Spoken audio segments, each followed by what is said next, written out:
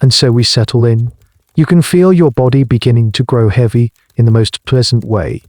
In our time together tonight, there is nothing to examine, nothing to understand, only the gentle rhythm of a story of a republic so powerful and so sure of itself, beginning to dream of its own end. Before we drift too far, if you feel a connection to this place, you're welcome to leave a quiet like or subscribe. Think of it not as a task, but as leaving a soft footprint in the sand before you continue your journey inward. And if you wish, you can leave a comment with your city and what time it is for you now in your corner of the quiet world. It's nice to know we're all resting together in this shared quiet. All right, let the shadows in your room grow long and soft. Maybe you can hear the faint sound of your own breathing in together. Let's allow the story to begin. You are standing in the Roman Forum. Not the clean, white marble ruin we imagine today, but a chaotic, vibrant, and frankly, smelly place. It's the year 133 BC. The air is thick with the scent of baked bread, sweat, and the dust kicked up by 1,000 shuffling sandals. You can hear a dozen languages being spoken around you, a testament to how far Rome's power has spread. But as you look around, you notice a stark contrast. On one side, you see senators in their fine, white togas with the proud purple stripe, looking well-fed and confident. On the other, you see a sea of faces, sunburnt and anxious. These are Roman citizens, but they are landless, jobless, and drifting into the city with nothing but the clothes on their backs. They are the symptom of a disease the Republic refuses to acknowledge. For generations, Rome's strength was the small plot farmer, the citizen soldier who would put down his plow, pick up his sword to defend the Republic, and then come home to his family and his fields. But conquest has a price. While these men were away fighting for years on end in Spain or Greece, their farms fell into neglect. Wealthy aristocrats, using their vast fortunes, bought up these small plots for pennies on the dollar, consolidating them into massive estates called latifundiae. They didn't hire Roman citizens to work this land. They used a cheaper, more plentiful resource, the enormous influx of enslaved people captured in Rome's wars. The citizen farmer, the very bedrock of the state, was being systematically replaced. He lost his land, and with it, his eligibility for the army and his stake in society. He was becoming a refugee in his own country. And into this simmering pot of resentment steps a young man. His name is Tiberius Gracchus. He is not some man of the people, not in the traditional sense. He is pure aristocracy. His mother is the daughter of Scipio Africanus, the legendary general who defeated Hannibal. He is, by all accounts, part of the 1%. But he sees the problem. He has traveled through Italy unseen the fertile land worked not by Romans, but by chains of foreign slaves. He sees the city of Rome groaning under the weight of its own dispossessed population. And he has an idea. It's not even a new idea, it's a very, very old one. He wants to enforce a law that has been on the books for centuries, a law that limits the amount of public land, the ager publicus, that any one individual can possess. The excess land would then be reclaimed by the state and distributed in small parcels to the urban poor, giving them a future, a farm, and a reason to once again be loyal citizens. It sounds perfectly reasonable, almost noble, but you are standing in the crowd, and you can feel the air crackle. To the desperate poor, Tiberius sounds like a savior. To the wealthy senators who have been illegally squatting on this public land for generations, he sounds like a thief. When Tiberius, as a newly elected tribune of the plebs, proposes his bill, the Senate does what it always does. It finds another tribune, a man named Marcus Octavius, and convinces him to use his sacred power of the veto to block the vote. Stalemate. This is how the game is played. But Tiberius decides not to play the game. He does something that makes everyone, even his supporters, suck in a breath. He argues that a tribune who vetoes the will of the people is not acting as their tribune. And so, he holds a vote in the popular assembly to have Octavius stripped of his office. This has never been done. The office of tribune was considered sacrosanct. You could not touch him. But the vote passes. Octavius is physically dragged from the speaker's platform, and the land law is passed with a roar of approval from the crowd. You've just witnessed a key moment. A constitutional rule and ancient tradition has just been shattered for the sake of getting something done. The Senate is furious. As a petty act of revenge, they grant Tiberius S. Newell and commission a ridiculously small budget, basically pocket change, making its work impossible. But then fate intervenes with one of history's strange little jokes. The king of a wealthy Greek kingdom called Pergamum dies, and in his will, he leaves his entire kingdom and its vast treasury to the Roman people. Tiberius, once again bypassing the furious Senate, declares that this newfound wealth will be used to fund his land reform. This is the point where historians still argue. Was Tiberius a selfless martyr for the common man, a hero trying to save the Republic from its own greed? Or was he an ambitious demagogue, intoxicated by his own popularity, who was willing to tear down the foundations of the state to build his own power? The truth is you, standing in that dusty forum, probably couldn't tell either. You just know that something has broken. The breaking point comes when Tiberius announces he will run for a second consecutive term as tribune. Another tradition thrown on the fire. His enemies now have their narrative. He is no reformer. He wants to be a king. On election day, the forum descends into chaos. Rumors fly. Shouting matches turn to shelves. And then you see it. The Pontifex Maximus, the high priest of Rome, surrounded by a group of enraged senators, storms out of the Senate House. They don't have guards or soldiers. They improvise. They grab the heavy wooden legs and planks from the benches in the forum and, acting as a lynch mob, they surge towards Tiberius. In the brutal, clumsy riot that follows, Tiberius Gracchus and hundreds of his followers are clubbed to death. Their bodies are denied a proper burial and are thrown into the Tiber River. For the first time in nearly 400 years, a political dispute in Rome has been settled not with a veto, but with a bench leg. A line has been crossed. A precedent has been set. Violence is now a political tool. The Republic will never be the same. And as the blood is washed from the cobblestones, the idea Tiberius fought for doesn't truly die. It just goes into hiding, waiting. And it leaves behind a younger brother, Gaius, who has just learned a very dangerous lesson about how Roman politics now works. The memory of Tiberius Gracchus and the shocking violence of his end does not fade. It festers. For a time, it seems his younger brother, Gaius Gracchus, might just succeed where Tiberius failed. He is more clever, more charismatic, and his reforms are far more ambitious, touching everything from the price of grain to the justice system. For a brief, dizzying moment, it feels like the system might actually be fixed from within. But the story ends the same way. More political maneuvering, more street violence, and this time Gaius takes his own life rather than be captured by the senatorial mob. The Republic has now tasted blood twice, and it seems to be developing an appetite. The years that follow are tense and sullen. The old problems haven't gone away. The rich are richer, the poor are poorer, and the political system is locked in a state of paranoid paralysis. And while Rome is busy navel-gazing and pointing fingers at itself, its enemies are getting bold.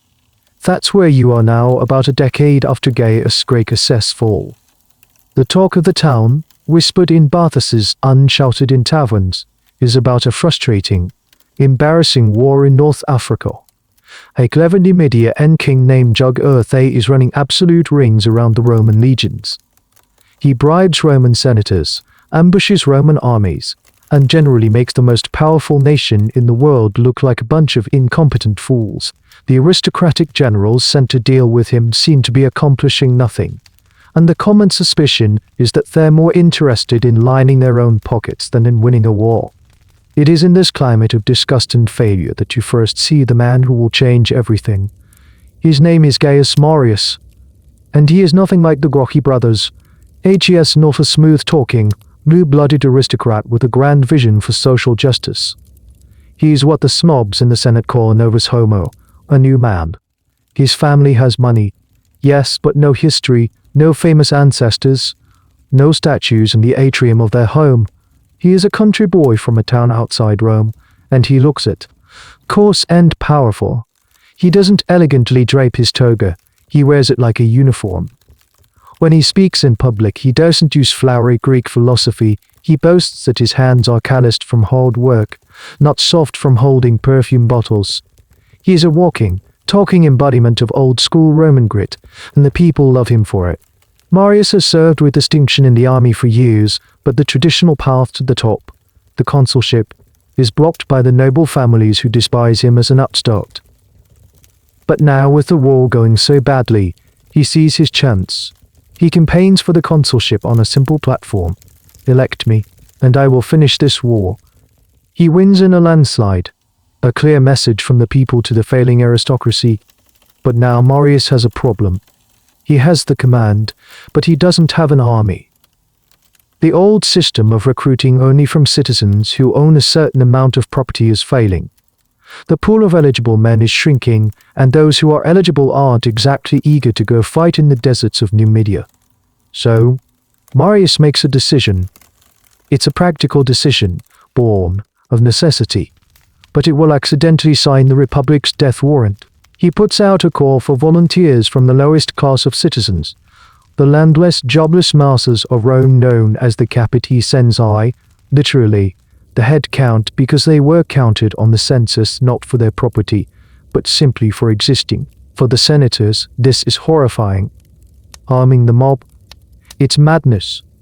But for you, if you are one of those men with no land, no job, and no future, this is the greatest opportunity of your life.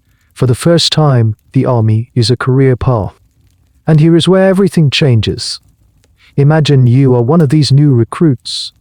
You have nothing. The state, the abstract republic, does not give you your helmet, your shield, or your sword. Your general, Gaius Marius, provides them for you. The state does not guarantee you a pension or a plot of land to retire on after 20 years of service. Your general, Marius, promises you he will fight the Senate to get it for you. Your loyalty, therefore, is not to the letters SPQ are engraved on a standard. Your loyalty is to him, to the man who feeds you, clothes you, and gives you the hope of a future. You are no longer a citizen soldier. You are Marius' man. He has just created a private army, a professional force that is more loyal to its commander than to its country. Marius, of course, isn't thinking about the long-term constitutional implications. He's thinking about winning a war. And he turns these raw recruits into a terrifyingly effective fighting machine. He standardizes their equipment. He drills them relentlessly. And he makes them carry their own supplies, so much so that they earn a nickname, Muli Mariani, Marius's mules. You wouldn't just be carrying your weapons, you'd be lugging your own rations, a cooking pot, a shovel, a saw, and stakes for building a fortified camp every single night. It was brutal, but it made the army faster, leaner, and less dependent on slow-moving baggage trains. For a long time, history credited Marius with a whole suite of Marian reforms, as if he redesigned the Roman army in one brilliant stroke. Historians now, however, tend to see it more as a gradual evolution. The changes were probably already happening, but Marius, being the man of the hour, was the one who kicked the door open, formalized the changes, and got all the credit. It's a classic case of history loving a simple story more than a complex reality. Marius goes to Africa and, with his new, loyal, tough-as-nails army, he finishes the war, just as he promised. He is hailed as a hero, the savior of Rome. But the tool he created, the professional, general loyal army, is now a permanent part of Roman life. It's a weapon, sitting in plain sight. And other ambitious men are watching and taking notes. One of them is a young, aristocratic officer who served under Marius in Africa, a man named Lucius Cornelius Sulla. He sees firsthand how powerful a general can be when his soldiers love him more than they love the Senate. The solution to the Jugothine War has created a far more dangerous problem for the future. With Marius a national hero and the army transformed, a deceptive quiet settles over Rome. It's the kind of quiet that feels less like peace and more like a held breath. The structural problems, the land, the urban poor, the political gridlock are all still there, bubbling under the surface. But for a moment, external threats pull every earnest attention north. Huge confederations of Germanic tribes, the Cimbrintu, are migrating south, And they're not just raiding, they're annihilating entire Roman armies. Panic grips the city. The memory of the Gauls sacking Rome centuries ago is a deep-seated trauma, and these new barbarians seem even more terrifying. In this moment of crisis, the Republic throws its rulebook out the window. It turns to the one man who seems to know how to win, Gaius Marius. He is elected consul again, and again. 5 years in a row. This is completely unprecedented and utterly illegal by the old standards, but when you're terrified, you don't quibble over term limits. You just want the man who can deliver victory. And Marius does. Using his reformed army, his mules, he expertly crushes the Germanic threat into decisive battles. His fame soars to legendary status. He is called the third founder of Rome. But this period of unity, born of fear, is paper-thin. Once the threat is gone, all the old internal rivalries come rushing back to the surface. And now you're about to witness one of the saddest and most brutal acts in Roman history. It's a war not against a foreign king or a migrating tribe, but against their own family. You are standing in a town not far from Rome, maybe in the green hills of Samnium or the fertile plains of Campania. The people here don't speak Latin as their first language, they speak Oscanumbrian. But they are not barbarians.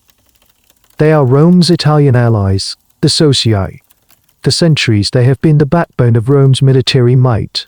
In every Roman legion, half the soldiers were not Roman citizens but Italian allies. They fought and died in all of Rome's wars, from Spain to Africa or to Germany. They built the empire. But they are treated as second-class subjects. They pay taxes, they provide soldiers, but they have no say in how the Republic is run. They cannot vote. They cannot hold office in Rome. A Roman magistrate can have an Italian flogged or even executed without a trial, an unthinkable outrage if done to a citizen. For decades, they have been peacefully, patiently, asking for full Roman citizenship. They see it as a just reward for their loyalty and sacrifice. Roman reformers, like the Gracchi brothers, had tried to grant it to them, but were blocked every time by a Senate terrified of diluting its power and a Roman populace that selfishly wanted to keep the perks of citizenship, like subsidized grain and public contracts, for themselves. The breaking point comes in 91 BC. Another well-meaning Roman tribune, Marcus Livius Drusus, proposes a package of reforms, and at its heart is the promise of citizenship for the Italians. The hope among the allies soars. But then, the predictable happens. The political establishment in Rome turns on Drusus. He is assassinated in the hallway of his own home, stabbed with a shoemaker's knife. For you, standing in that Italian town, this is the final insult. The message is clear. The system will never grant you justice. The door to peaceful change has been slammed shut and bolted. And so, the Allies do the unthinkable. They decide to take by force what they could not win by debate.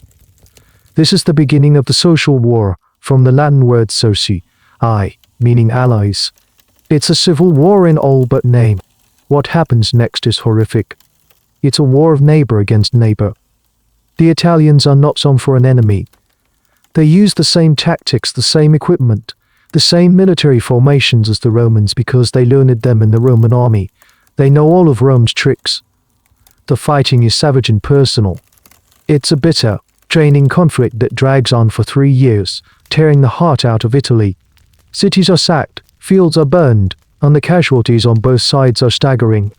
The Italians even try to create their own rival confederation, a state they call Italia, with its own capital and its own coinage. In a fascinating and slightly cheeky piece of propaganda, they mint coins showing the Italian bull goring the Roman wolf. It's a powerful symbol of their defiance. In Rome, the war forces the government to face a reality it had long ignored. They are fighting a war they cannot decisively win. Even when Roman generals like Marius and his old subordinate, now a rival, Lucius Cornelius Sulla, manage to score victories in the field, it doesn't solve the underlying problem. You can defeat an army, but you cannot kill an idea. And the idea of shared citizenship is too powerful. So in a moment of supreme irony, Rome wins the war by giving up. In 90 BC, to stop the war from spreading further and to peel away wavering allies. The Roman government passes a law granting full citizenship to all Italian communities that had remained loyal or who agreed to lay down their arms immediately. A year later, this is extended to pretty much all free men on the Italian peninsula south of the Po River. It's a bizarre outcome. The Italians are militarily defeated, yet they achieve their primary war aim. The Romans are militarily victorious, yet they are forced to concede the very thing they went to war to prevent. It's a classic case of winning the battle but losing the peace, or perhaps finding peace by losing the argument. Historians still debate the true long-term effects. Did this mass enfranchisement strengthen the Roman state by creating a unified Italy, or did it destabilize it by flooding the voting assemblies with millions of new citizens whose primary loyalties were not to the institutions of Rome but to the powerful generals who had fought for or against them? You, as a newly minted Roman citizen, don't care about these long-term questions. You have your rights, but the Italian peninsula is a smoking ruin. The war has cost hundreds of thousands of lives, and it has deepened the cracks in the Republic. The conflict created a whole new generation of veteran soldiers, hardened by a brutal civil war, and it further entrenched the rivalry between the two great generals of the age, Marius and Sulla, who now both have armies, fame, and a deep-seated contempt for one another. The war with the Allies is over, but the war for Rome is just about to begin. The social war is over, but the ground it was fought on is salted with suspicion. Italy is now technically a single political entity, but the peace feels fragile, like a poorly mended pot.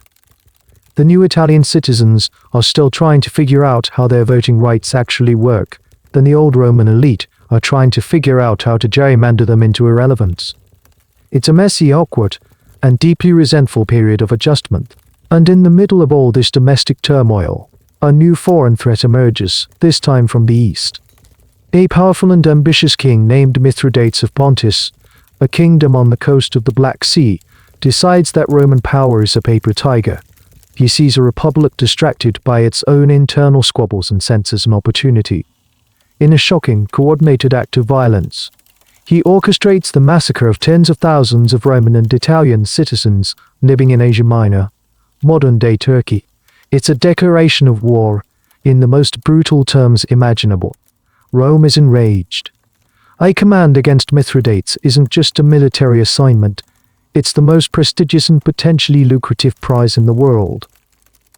The East is fantastically wealthy, and a victorious general would return with not just glory, but with enough plunder to make Crassus blush. Two men believe the command is rightfully theirs. First, there's Gaius Marius. 8 years old now, in his late 60s, and by some accounts, has grown bitter and paranoid. His heroic days against the Germans are long behind him, and has watched his political influence wane. He paces his lavish house, obsessing over a prophecy that he would be consul 7 times. He's been consul 7 times. He's been consul 6. This war, he believes, is his last chance to recapture his glory, to fulfill his destiny. Then there is Lucius Cornelius Sulla, a patrician from a noble but impoverished family. A hedonist who loves the arts and the company of actors, but on the battlefield, he is brilliant, ruthless, and remarkably lucky. He distinguished himself in the social war and was elected consul for the year 88 BC. By law and tradition, a consul was expected to lead Rome's major wars. The Senate, which trusts the aristocratic Sulla far more than the populist Marius, formally grants him the command against Mithridates. This is where you find yourself, back in the Roman Forum, watching a political drama escalate with terrifying speed. Sulla is outside the city, preparing his legions to march east. Marius, however, is not one to accept defeat. He allies himself with a fiery and deeply indebted tribune named Sulpicius Rufus. Sulpicius proposes a law in the popular assembly to strip Sulla of his command and give it to Marius. To get the votes, he uses gangs of armed thugs to intimidate his opponents in the forum. The violence is so bad that the consuls are forced to declare a public holiday to stop all business, but Sulpicius and his mob ignore it.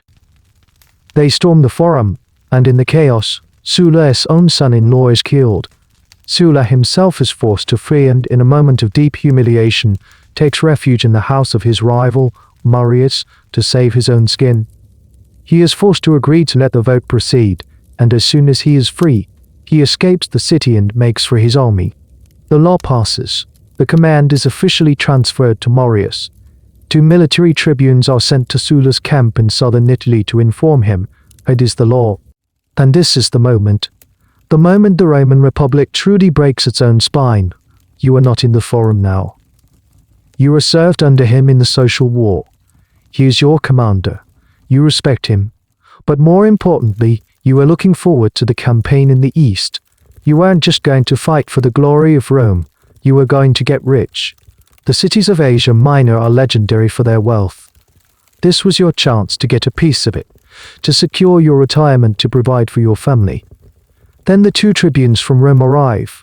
They read the decree. Sulla is replaced. Marius is your new general. And you know what that means. Marius will bring his own army, his own veterans. You will be left behind. Your hopes of fame and fortune are dissolving in front of your eyes. Sulla stands before you and your comrades. He speaks to you not as a senator addressing a state army, but as a leader speaking to his men. He tells you of the humiliation he suffered in Rome, of the violence, of the illegality. He frames it as an insult not just to him, but to all of you. Your loyalty is tested. Do you obey the state, a distant and chaotic entity represented by these 2 trembling officials?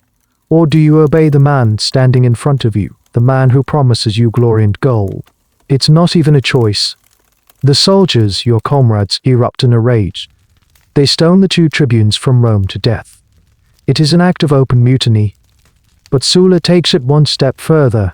He does something that has been taboo, unthinkable, for the entire history of the Republic.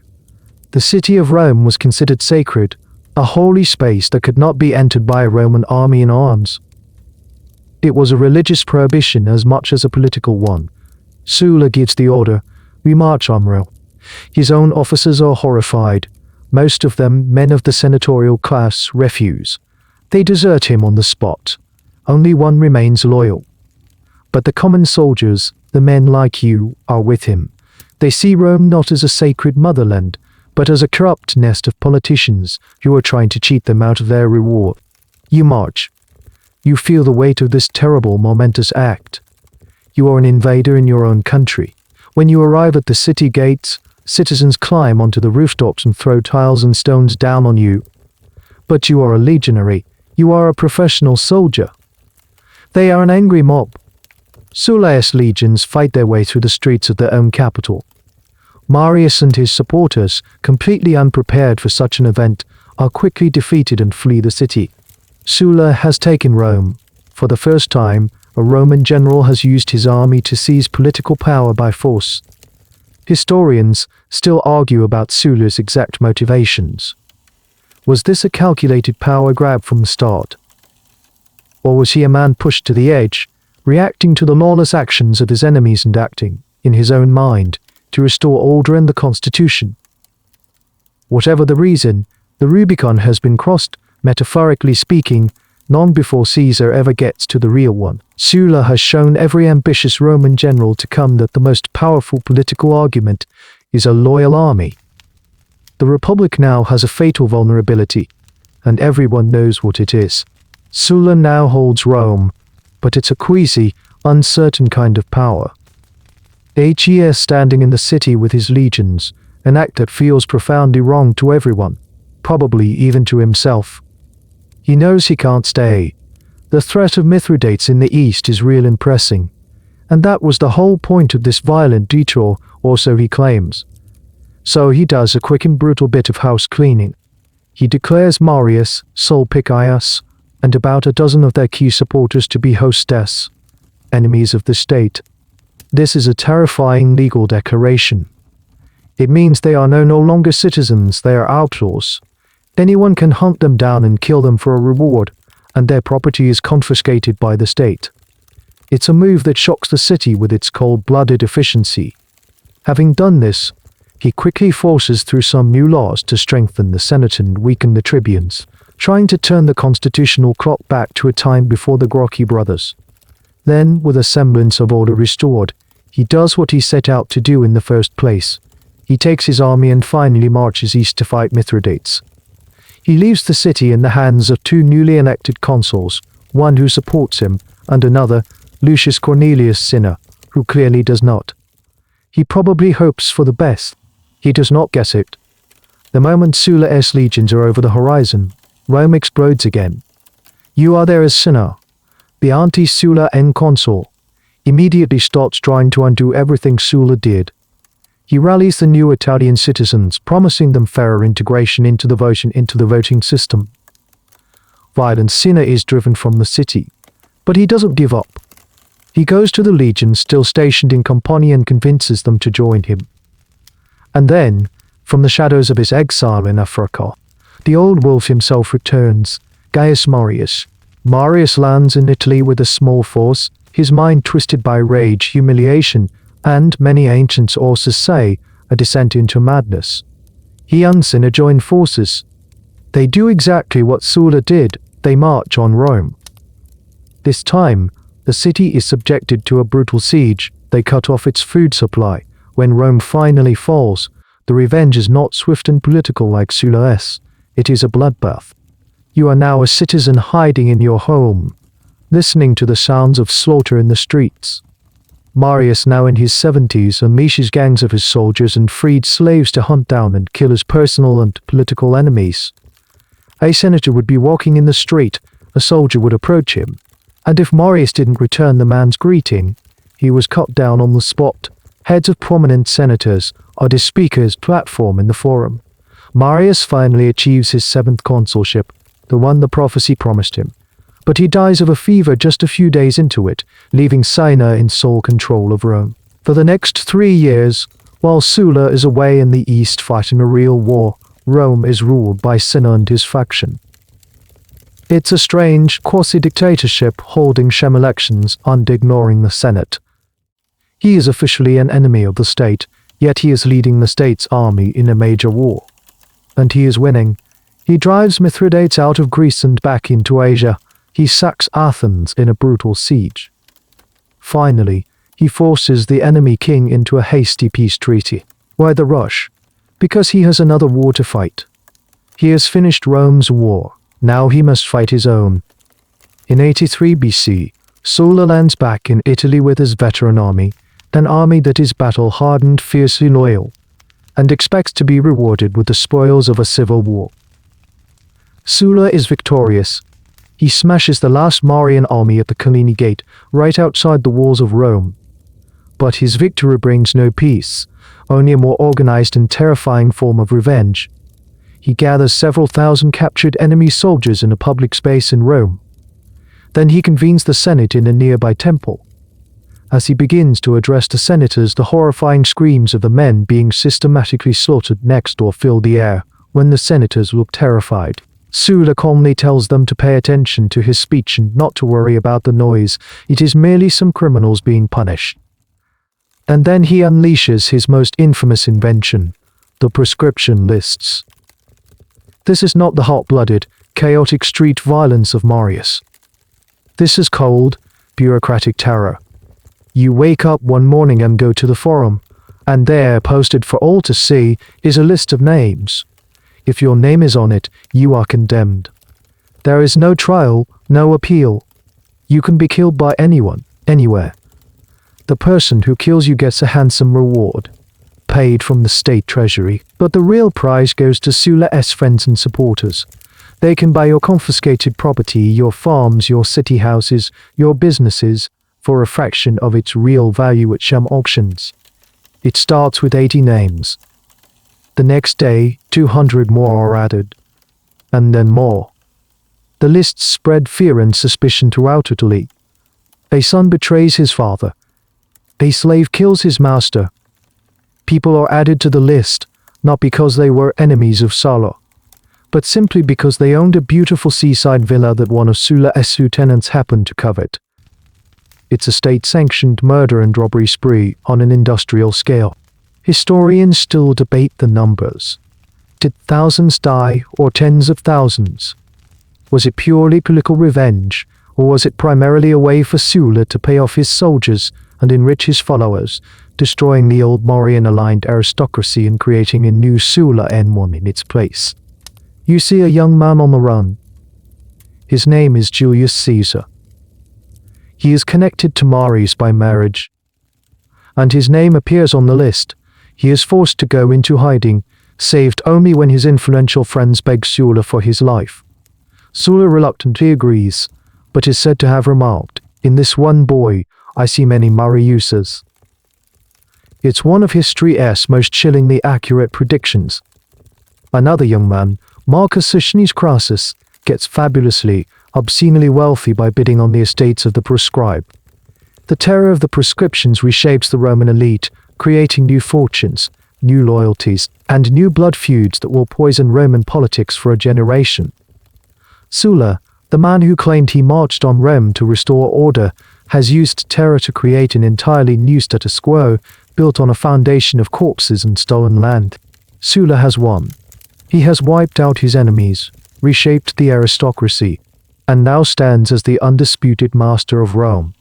To formalize this power, he revives an old emergency office, one that hasn't been used in over a century, the dictatorship. But this isn't the traditional 6-month term dictatorship of the old republic. Sulla is made dictator legibus scribum, useter ei publicae e constituende e, dictator for the writing of laws and for the setting in order of the state. It's an office with no term limit. He has absolute power. You are now living in Sulla's Rome. The fear of the prescriptions has faded into a tense, watchful obedience. Sulla uses his power to enact a sweeping set of reforms. He is, in his own mind, a doctor performing radical surgery on a sick patient. He guts the power of the tribunes, the office that had been the source of so much trouble from the Gracchi onwards. He decrees that a tribune can no longer propose legislation and that holding the office makes you ineligible for any other higher office, effectively turning it into a political dead end. He fills the Senate, which had been decimated by civil war and his own purges, with hundreds of his own loyal supporters. He formalizes the cursus honorum, the traditional sequence of political offices, making it illegal to skip steps or hold office before a certain age, a direct jab at men like Marius who had flouted these traditions. His goal, as he sees it, is to restore the primacy of the Senate, to turn back the clock to a time before populist politicians and renegade generals could threaten the state. He is trying to legislate the chaos away, to make another Sulla or another Marius impossible. It's a noble, if deeply authoritarian, vision. And then, in 79 BC, he does the most shocking thing of all. He resigns. Voluntarily. He lays down his absolute power, dismisses his bodyguards, and becomes a private citizen. He retires to his country estate in Campania to spend his days writing his memoirs, drinking, and enjoying the company of his artistic friends. It's an act that has baffled historians for centuries. Why? Was he genuinely convinced he had fixed the Republic and his work was done? Was he simply tired of the political grind? A master of timing, want to control his own exit rather than wait to be assassinated. The debate continues. A year later, he dies, reportedly from a sudden illness, though the ancient sources revel in gruesome, and likely fictional, details about his final days. Sulla is gone, but the men he made are now the main characters on the Roman stage. Two in particular stand out, and you see them everywhere, maneuvering for position in the post-Sulla world. They are the new power brokers. First, there's Marcus Licinius Crassus. You've seen him before, quietly getting rich during the proscriptions. He is now quite possibly the wealthiest man in Roman history. But he didn't just inherit his money, he was a financial genius of a particularly Roman sort. His most famous venture was his private fire brigade. When a building in the notoriously fire-prone city of Rome caught fire, Crassus and his crew would rush to the scene. But they wouldn't put out the flames. Not yet. Crassus would make the distraught property owner a ridiculously low offer to buy the burning building and any adjacent properties threatened by the flames. If the owner agreed, Crassus's men would extinguish the fire. If they refused, he'd let it burn. Through this and other ruthless real estate schemes, land speculation, and silver mining, he amassed a fortune so vast it was hard to comprehend. He famously said that no man could be considered rich unless he could afford to raise, equip, and maintain his own legion. By that standard, only Crassus was truly rich. But he craves more than money. He craves the one thing money can't always buy: military glory and political prestige. He wants to be seen as more than just an aristocratic slumlord. On the other side, you have Gnaeus Pompeius, known to us as Pompey. He is the golden boy, the military prodigy. He was one of Sulla's most brilliant, unruthless young lieutenants. While still in his early 20s, he raised his own private army from his father's old clients and estates to fight for Sulla. After the civil war, Sulla sent him to mop up Mauryan remnants in Sicily and Africa. He was so successful and so merciless that he earned a nickname, Adolescent Ius Comrafix, the teenage butcher. It's a strange and telling detail that he seemed to have embraced this moniker with a certain pride. When he returned to Rome, he demanded a triumph, the grand military parade reserved for the highest magistrates. Sulla at first refused. Pompey was technically just a private citizen who hadn't held any formal office. But Pompey, showing the arrogance that would define his career, reportedly said to Sulla's face, "More people worship the rising sun than the setting one." Shocked but also perhaps a little impressed, gave in. Pompey celebrated a triumph before he was even old enough to be a senator. Here you see the fundamental flaw in Sulla's plan. He wanted to restore the old system, but the men he empowered had no respect for it. Pompey's entire career was a monument to breaking the rules that Sulla had just written. He constantly demanded and received extraordinary commands, bypassing the normal career path entirely. Crassus, with his bottomless purse, could buy any influence he needed. These two men, Crassus and Pompey, dislike each other intensely. They are natural rivals. Pompey has the military glory, Crassus has the cash. Pompey is the darling of the people, celebrated for his victories. Crassus is viewed with suspicion, but his wealth makes him an indispensable political player. They circle each other warily in the political arena, each trying to gain an edge. Sulla had hoped to create a stable, Senate-led state. He created a playground for a new generation of super-powerful individuals. He hadn't cured the Republic's disease, he had just created a new strain of it. The system was no longer about the Senate or the people. It was about which strongman could assemble the right combination of military power, political influence, and cold hard cash to get his way. And a new crisis, bubbling up from the most ignored and brutalized segment of the population, was about to put them both to the test. The rivalry between Pompey and Crassus simmers a constant, low-grade fever in the body politic of Rome. They are the two big enough for both of them. But while they are busy with their political maneuvering and their endless quest for prestige, a fire starts in a place no one in the Senate is paying attention to. It begins in the city of Capua, a place famous for two things, its wealth and its gladiator schools. You are now in one of these schools, Ludus, and it is not the glorious, honor-bound world of Hollywood movies. It is a prison. The air stinks of sweat, fear, and unwashed bodies. The men here are mostly slaves, captured in Rome's wars, Gauls, Germans, Thracians, or criminals condemned to die for the entertainment of the masses. Their lives are brutal, short, and entirely at the whim of their owner, a man named Lentulus Botiatus. They are fed and trained just enough to make them effective killing machines in the arena. They are property, human livestock, and they know it. Among them is a man who will soon be the most famous gladiator in history, though not for anything he does in the arena. His name is Spartacus. He is a Thracian from a region in modern-day Bulgaria. The ancient sources are contradictory and often hostile, but they agree on a few things. He was immensely strong, intelligent, and possessed a natural authority that set him apart. He may have once served as an auxiliary soldier in the Roman army before being captured and sold into the gladiator trade, an ironic twist that would mean he was trained in Roman tactics before he ever fought a Roman legion. In 73 BC, Spartacus and about 70 of his fellow gladiators decide they have had enough. Their breakout is not some grand, elaborate plan. It's a desperate, messy kitchen revolt, They arm themselves with whatever they can find, cleavers, spits, and knives, and fight their way out of the school. Once free, they manage to intercept a wagon full of gladiatorial weapons, swapping their kitchen tools for proper swords and shields. They flee the city and take refuge on the slopes of a nearby, seemingly dormant volcano, Mount Vesuvius. In Rome, the news is met with more annoyance than alarm. A slave revolt. It happens. It's a police matter, not a military one. They dispatch a praetor, a mid-level magistrate named Gaius Claudius Glabor, with a hastily assembled militia of about 3,000 men. These are not hardened legionaries, they're more like a poorly trained National Guard.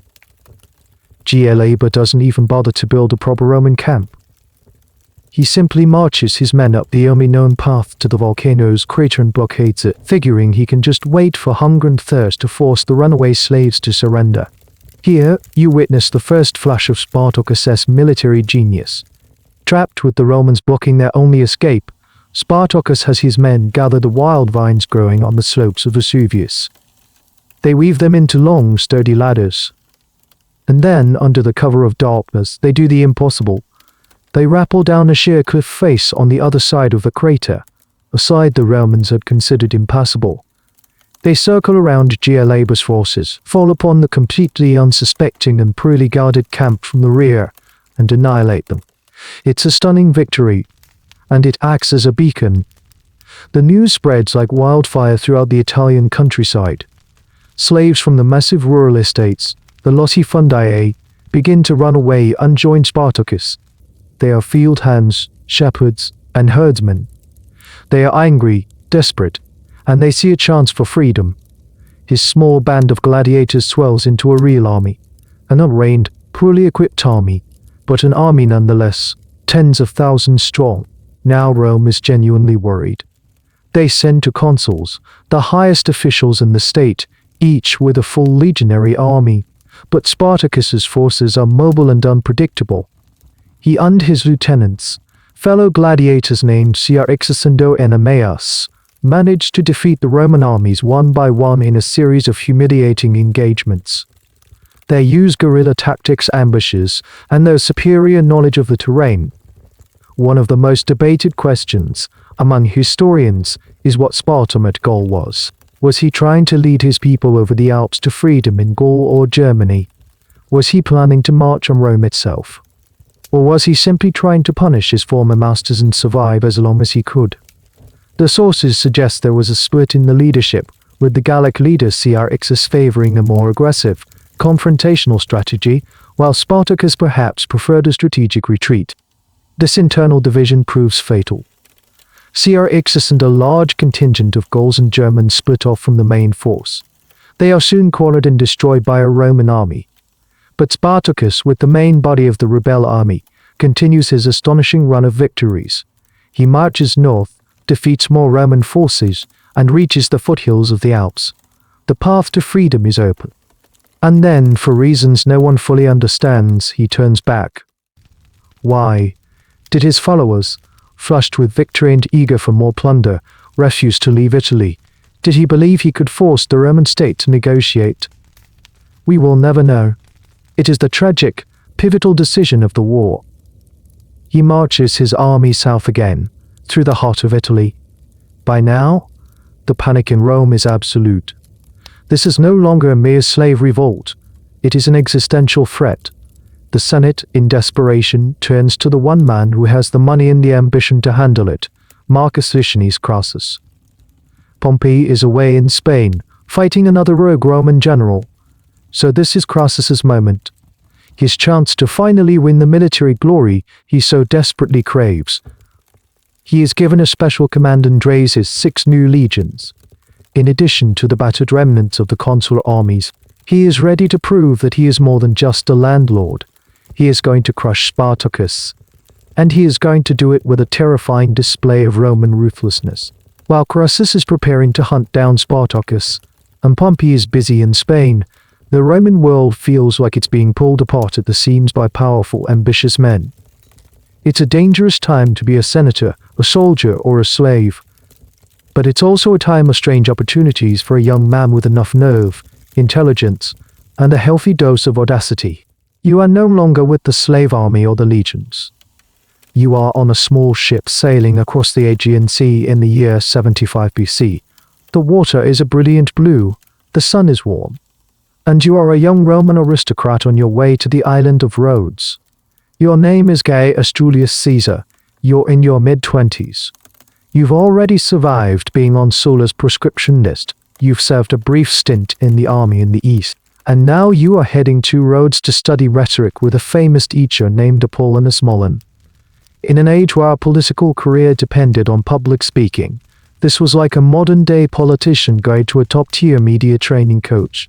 You need to learn how to persuade, to command a crowd with your words. But your journey is interrupted.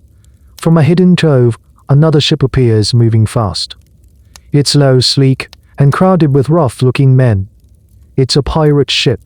At this time, the Mediterranean is absolutely infested with pirates. They are not the romantic figures of fiction. They are a sophisticated, organized menace, based mostly in the bays and inlets of Cilicia on the southern coast of modern-day Turkey. They have become a shadow empire. They disrupt the grain supply to Rome, they raid coastal towns, and their favorite business is kidnapping wealthy individuals for ransom.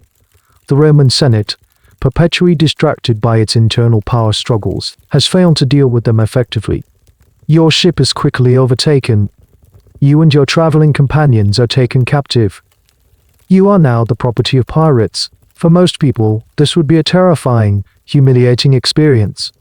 For the young Caesar, it's an opportunity to perform.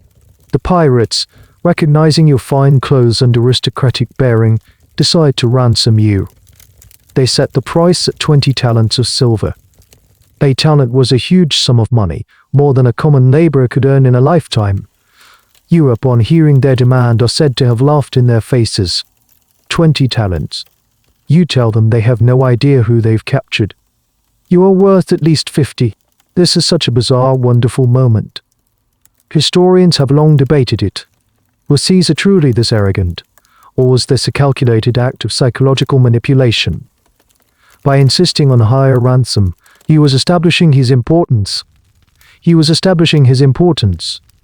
turning himself from a terrified victim into a valuable asset that needed to be protected. The pirates, bewildered but also impressed, agreed to his demand, keeping you and a couple of friends as hostages. So, for over a month, you live among the pirates. And you don't act like a prisoner, you act like their leader. You join in their games and exercises. You write poems and speeches and then recite them to your captors. When they don't appreciate your literary efforts sufficiently, you playfully call them illiterate barbarians and threaten to have them all crucified. They think this is hilarious.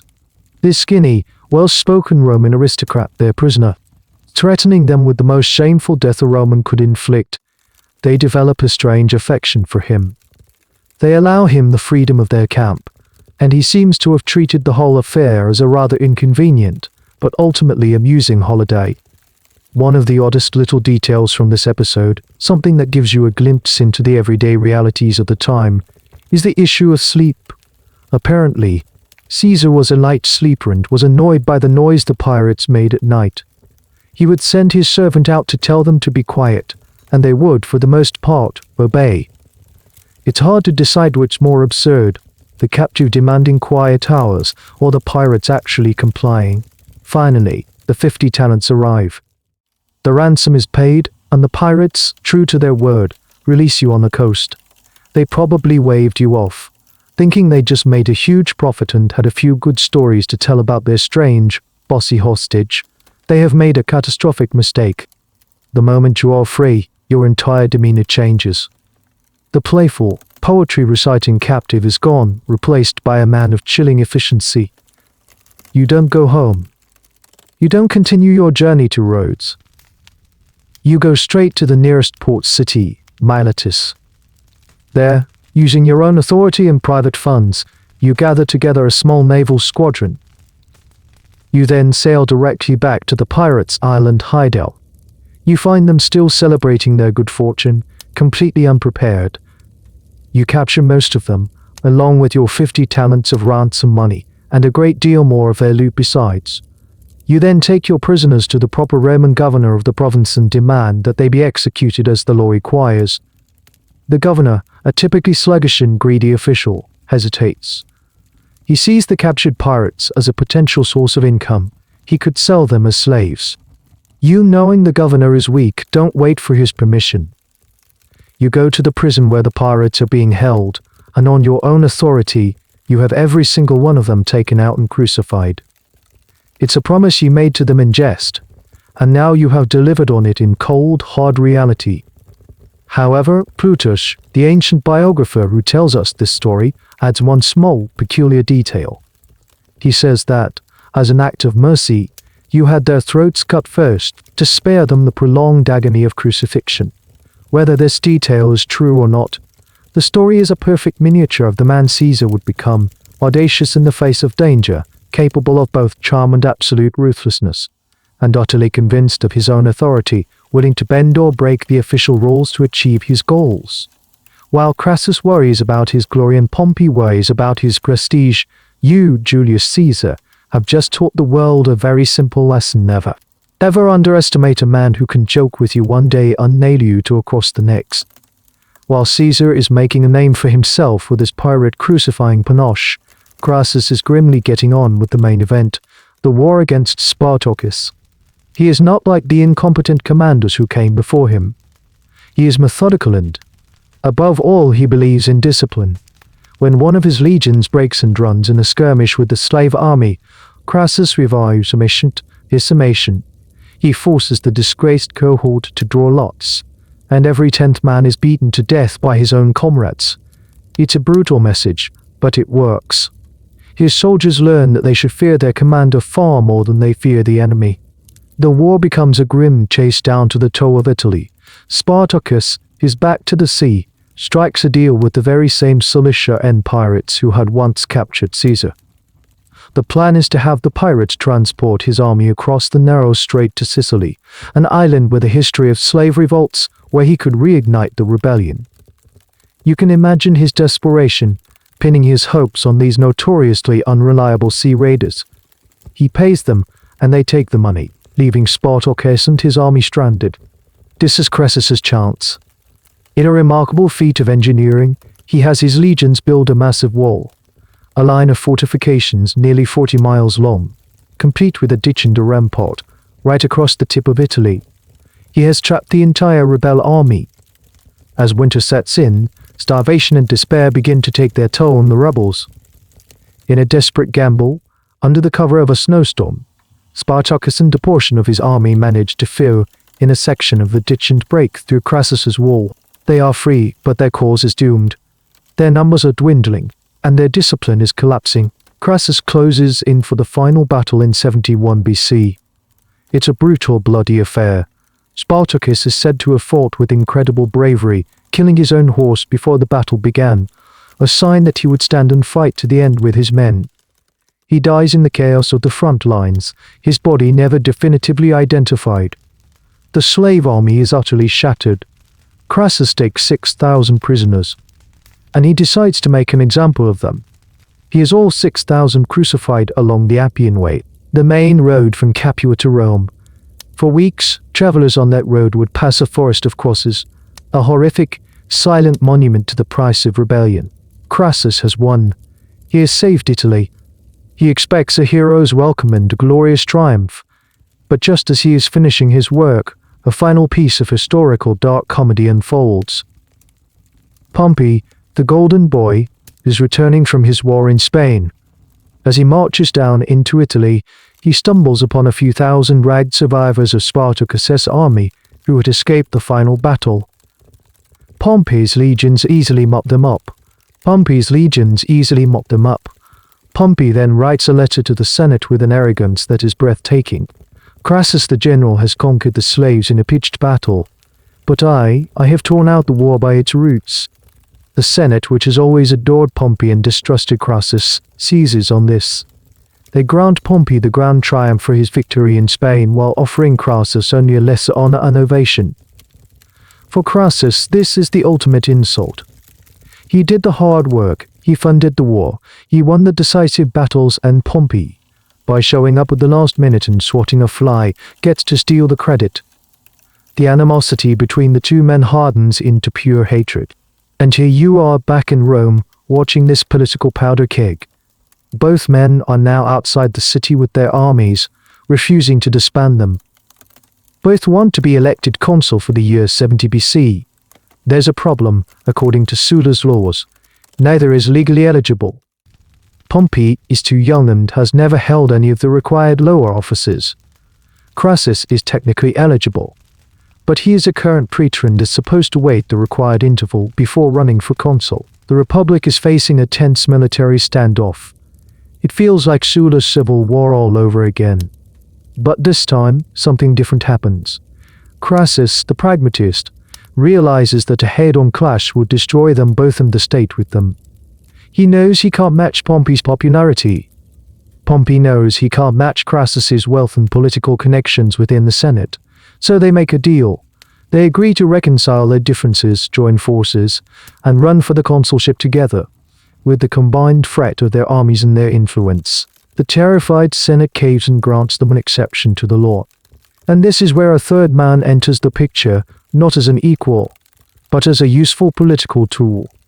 That audacious young man, Julius Caesar, is now making a name for himself as a brilliant lawyer and a populist politician.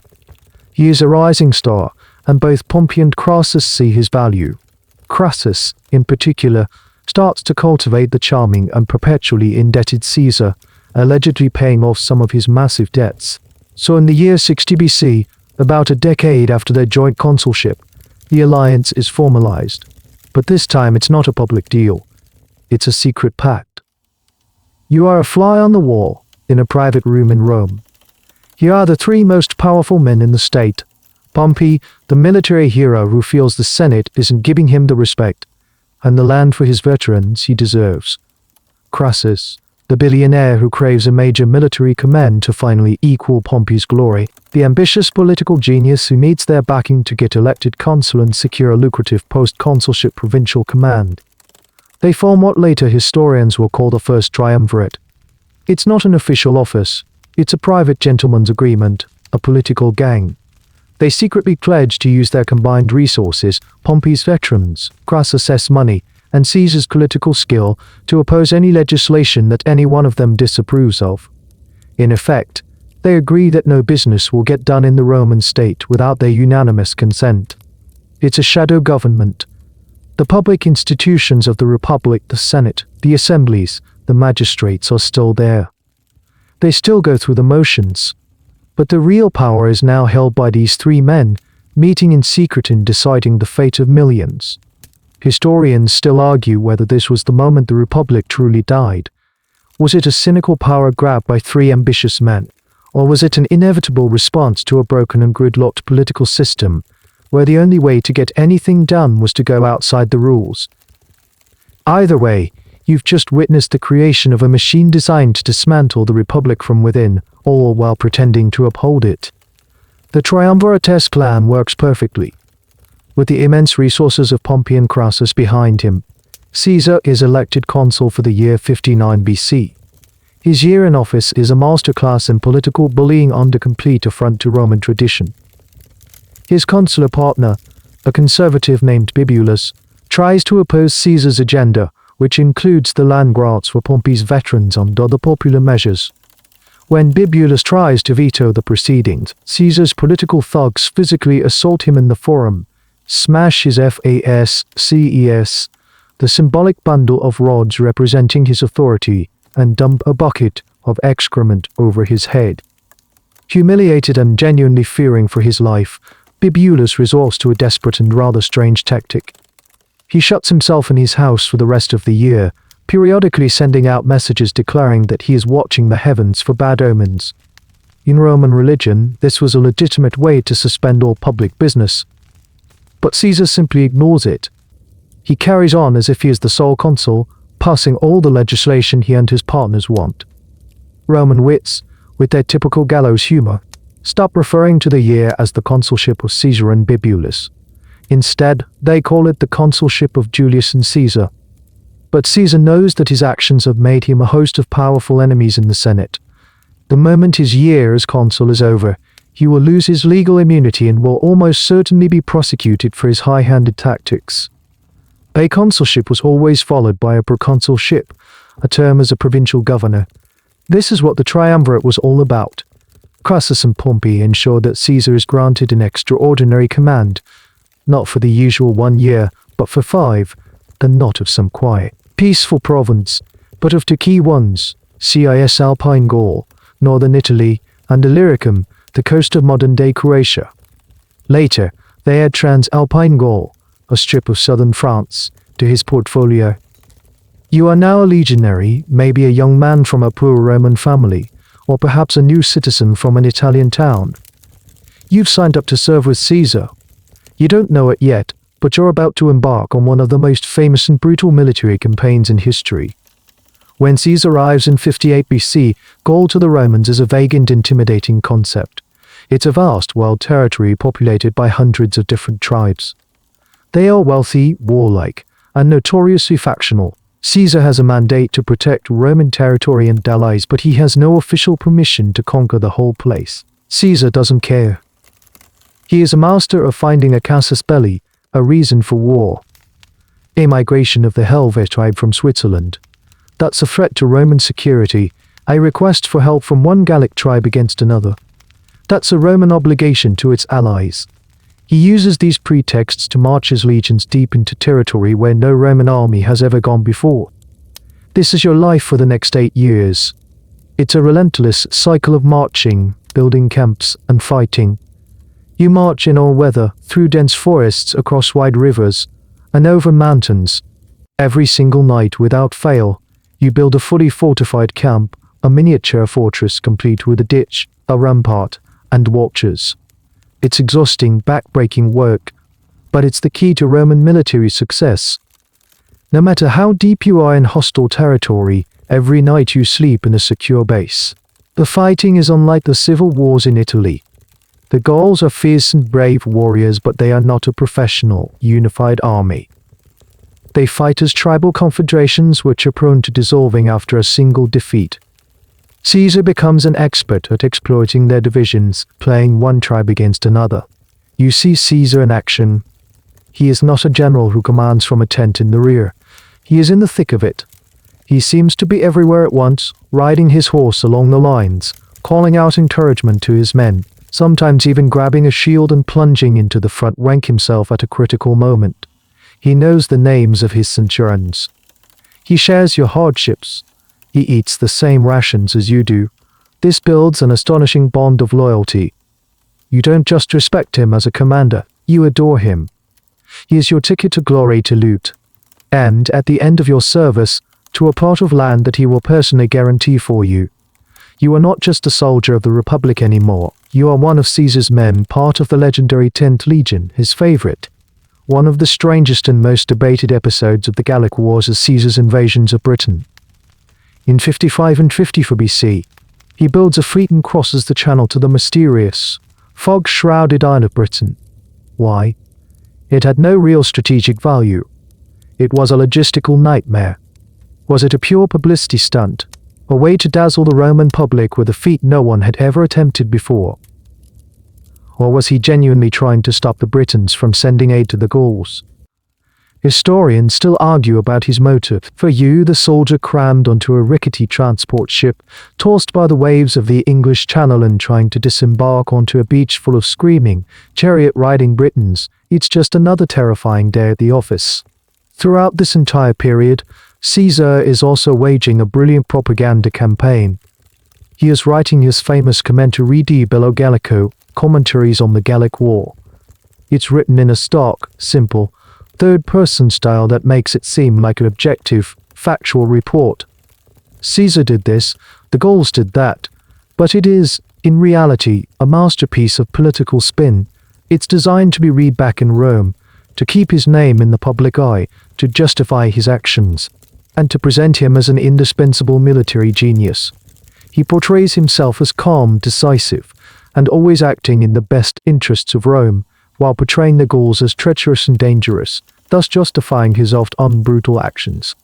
The conquest is incredibly bloody. Ancient sources claim that in 8 years, Caesar fought against 3 million enemy combatants, killed 1 million, and enslaved another million. These numbers are almost certainly exaggerated, a common feature of ancient military history. But even if they are high by a factor of 2 or 3, the scale of the violence is staggering.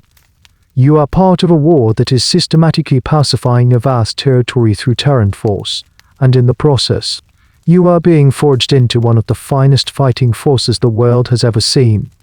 Caesar entered Gaul with an army. He is going to leave it with a legend. For several years, Caesar's strategy of divide and conquer works flawlessly. He smashes one Gallic tribe, then makes a treaty with another, then moves on to the next. The Gauls, for all their bravery, seem incapable of uniting against him. The war feels like it's winding down, a series of successful but disconnected campaigns. But in the winter of 53-52 BC, something changes. The Gauls have finally found a leader. His name is Vercingetorix. He is a young nobleman from the Arverni tribe, a charismatic and intelligent leader who understands that the only way to defeat Caesar is to unite. He uses his personal influence and, where necessary, brutal enforcement to forge a grand coalition of Gallic tribes, something that had been unthinkable just a year earlier. For the first time, you and your comrades in the legions are not fighting a single tribe. You are fighting Gaul itself. Vercingetorix's strategy is new and terrifyingly effective. He knows he can't beat Caesar's legions in a conventional pitched battle, so he implements a scorched earth policy. He convinces his fellow Gauls to burn their own towns, villages, and farms, everything that could be of use to the Roman army. The plan is to deny Caesar's legions food and supplies, to starve them out, to make the land itself fight against the invaders. You feel the effects immediately. The marches become longer, the rations smaller. Foraging for grain becomes a dangerous mission with your patrols constantly harassed by Gallic cavalry. You see the smoke on the horizon, the smoldering ruins of towns that might have provided you with food and shelter. It's a desperate, brutal strategy, and it starts to work. The morale of the legions begins to fray. Vercingetorix makes one fateful exception to his policy. He is persuaded by the Betrayal tribe to spare their capital, the city of Avaricum. It's a large, wealthy, and heavily fortified town, and they convince him it can be defended. This is the mistake Caesar has been waiting for. He marches his army to Avaricum and lays siege to it. The siege is a nightmare. It's late winter, the weather is miserable, and you are starving. But you are a Roman legionary. You work. Under constant attack from the Gauls, you and your comrades build 2 massive siege towers and an enormous assault ramp, a sloping structure of earth and timber, over 300 feet wide and 80 feet high, that you painstakingly construct to bring you level with the city walls. The Gauls fight back with incredible ingenuity, using hooks to snag your siege equipment and setting fire to your tunnels. But after 25 days of relentless effort, the city falls. Caesar, in a show of ruthless force designed to break the will of the rebellion, allows his men to slaughter almost the entire population, some 40,000 men, women, and children. But Vercingetorix escapes. The rebellion is not broken. He falls back to his main stronghold, the hilltop fortress of Gergovia. Caesar, perhaps overconfident after his victory at Avaricum, tries to take Gergovia by storm. It's a disaster. The assault is poorly coordinated, and the legions are repulsed with heavy losses. You witness something you have rarely seen in Gaul, a clear defeat. Caesar himself is forced to admit his failure. It's a huge blow to his prestige and a massive boost to Vercingetorix. More tribes flock to join the rebellion. Vercingetorix now has Caesar on the back foot. He retreats with his main army to another hilltop fortress, a place called Alesia. It is a naturally defensible position, a large plateau with steep cliffs, surrounded by river valleys. He gathers his army, some 80,000 warriors inside the town, and waits, confident that Caesar cannot take this position and that a massive Gallic relief army will soon arrive to crush the Romans from the outside. And here, you participate in what is arguably the most astonishing feat of military engineering in the ancient world. Caesar arrives at Alesia and surveys the situation. He knows he cannot take the town by assault, so he decides to besiege it. He orders his legions to build a wall, not just a camp, but a full-blown line of siege works, ramparts, ditches, watches completely encircling the town of Alesia. This line of fortifications, known as the circumvallation, is 11 miles long.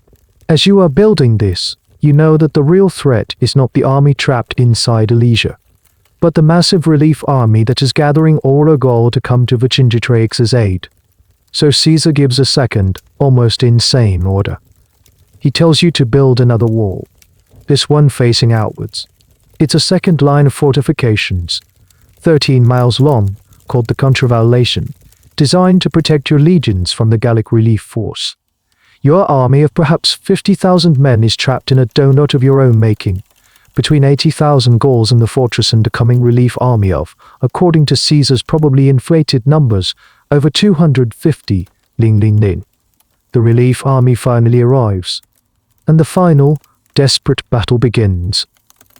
You are fighting a war on two fronts. You are on the outer wall, fending off furious assaults from the massive Gallic relief army, while from behind you, Vercingetorix and his men sally out from Alesia to attack your inner wall. The fighting is chaotic and desperate. The air is filled with the sound of trumpets, the screams of men, and the clash of steel. The Gauls find a weak spot in your fortifications and break through. It's the crisis point of the battle. Caesar, seeing the line about to collapse, gathers his cavalry and a few cohorts, and leads a desperate charge himself, his famous red cloak making him an unmistakable target. His sudden appearance in the most threatened sector turns the tide. The relief army, having suffered massive casualties, finally breaks and flees.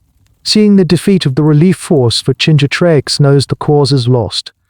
The people inside Alesia are starving. One of the most debated and disturbing details from Caesar's own account is his claim that Vercingetorix, to save food for his warriors, expelled all the non-combatants, the women, children, and elderly from Alesia. Caesar, in turn, refused to let them through his lines, leaving them to starve to death in the no-man's land between the two armies. Whether this truly happened as described is a point of contention, but it paints a grim picture of the siege's brutality. The next day, Vercingetorix surrenders in the most dramatic fashion possible. He rides out of Alesia alone, dressed in his finest armor, circles Caesar's command post, dismounts, and lays his weapons at Caesar's feet without a word. The Great Gallic Rebellion is over. Vercingetorix is taken as a prisoner to Rome, where he will be kept in chains for 6 years before being publicly paraded in Caesar's triumph and then ceremonially strangled. With this final, brutal victory, Gaul is effectively conquered. Caesar's reputation is now godlike. His army is invincible, and his gaze now turns back towards Rome. The victory at Alesia is total.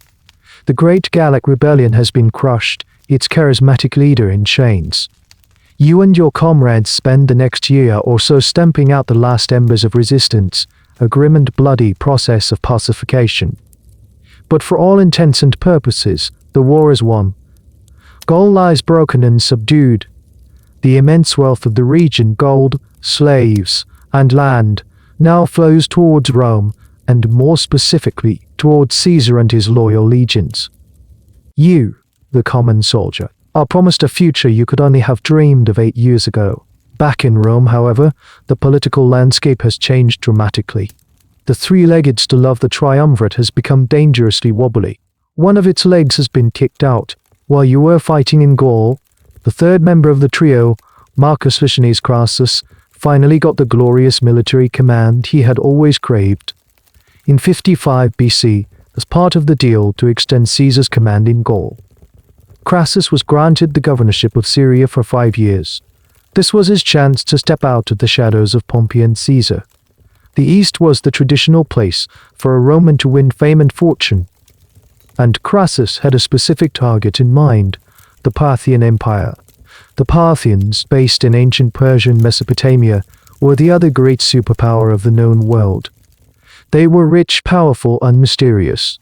Unlike the fractured tribes of Gaul, they were a sophisticated, unified state with a formidable army, famous for its heavy cavalry and, most lethally, its horse archers. There was no real justification for a war. Parthia hadn't attacked Rome. But Crassus, driven by an almost pathological need for military wealth, was determined to have his rule. You can imagine the scene in Rome as he prepared to leave. The mood was dark. Many Romans saw the planned invasion as an act of pure, unprovoked greed. One of the tribunes even performed a public curse against Crassus as he left the city, a ceremony full of terrifying omens that deeply unsettled the superstitious Roman populace. Crassus, ever the pragmatist, ignored it. In 53 BC, he marches his army of 7 legions, some 40,000 men, deep into the deserts of Mesopotamia. He is an old man now, in his 60s, and he is a far better businessman than he is a general. He makes a series of disastrous mistakes. He trusts the wrong local guides, who led his army away from the safety of the river Euphrates and into the barren, open desert. His army is primarily heavy infantry, the classic Roman legionary model. It is completely unsuited for this kind of terrain against this kind of enemy. Near a town called Gracchi, the Roman army is finally met by the Parthians. But it's not the massive army Crassus was expecting. It's a much smaller force, comprised almost entirely of horse archers, led by a brilliant Parthian general named Julius. And now you can almost feel the panic of a Roman legionary transplanted from the forests of Gaul to this sun-baked wasteland. You form your classic testudo, the tortoise formation, linking your shields over your heads to protect from the arrows. But the Parthian arrows are heavier, faster, and more powerful than any you have encountered before, and the horse archers are endlessly mobile. They circle your static formations, firing endless volleys. They never get close enough for you to charge them with your swords. When they run low on arrows, you see something that breaks your spirit, a massive train of camels in the rear, laden with tens of thousands of spare arrows. Crassus' son, Publius, who had served with distinction under Caesar in Gaul, leads a desperate cavalry charge to try and doctor them off. The Parthians feign a retreat, luring him far away from the main Roman force, and then turn and annihilate him and his men. The first sign Crassus has of his son's fate is when the Parthian horsemen ride by the Roman lines, cheering and holding up Publius' head on the tip of a spear. The morale of the Roman army collapses. They are trapped, thirsty, and being systematically slaughtered from a distance. The next day, Crassus is lured into a fake party to discuss a truce. It's an ambush. He is killed, and the Roman army disintegrates. Of the 40,000 men who marched into the desert, it's estimated that 20,000 were killed and 10,000 were captured. The captured legionaries, including the ones carrying the sacred legionary eagles, the golden standards that were the heart and soul of a legion, were marched off to the far eastern frontiers of the Parthian Empire. The story of Crassus' death becomes a legend, embellished with a famous, though likely fictional, detail. The story goes that the Parthians, in a grimly symbolic gesture mocking his legendary greed, poured molten gold down his throat. It's a detail that's probably not true, but it became a powerful piece of propaganda. The fate of the captured Roman legionaries at Gracchi has also fueled centuries of speculation, though unproven. Theory that some of these Roman soldiers were eventually settled in a town on the border of modern-day China, becoming a strange, lost outpost of the Roman world. It remains one of history's most tantalizing unsolved mysteries. The death of Crassus is more than just a military disaster. It changes everything. He was the buffer, the financial glue, the third point of the triangle that kept Pompey and Caesar in a state of uneasy balance. Now he is gone. The Triumvirate is dead. It is no longer a three-way partnership. It is a two-man rivalry. And Pompey, back in Rome, has been steadily consolidating his power and drifting closer to Caesar's conservative enemies in the Senate. He is now the sole consul, the undisputed strongman in the capital. The political stage is being set for a final, inevitable confrontation. It will be Caesar, the conquering hero with his invincible army, against Pompey, the established champion of the Senate with all the resources of the state behind him. The death of the richest man in Rome has just made a civil war infinitely more likely. With Crassus gone, the political alliance that had dominated Rome for a decade is officially over.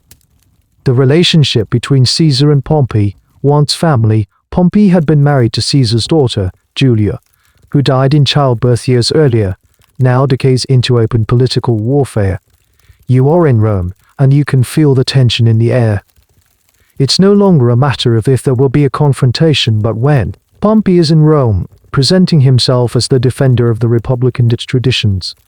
He is surrounded by the Optimates, the conservative faction of the Senate led by figures like Cato the Younger, a man of rigid principle who has hated Caesar his entire life. They see Caesar as a dangerous radical, a would-be king who has used his command in Gaul to build a private army and a personal fortune. They are determined to strip him of his power. Caesar is still in Gaul, his command set to expire.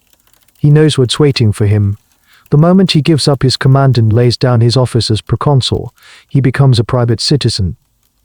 And the moment that happens, he will lose his legal immunity and his enemies in the Senate will pounce, prosecuting him for his actions as consul in his unauthorized wars in Gaul.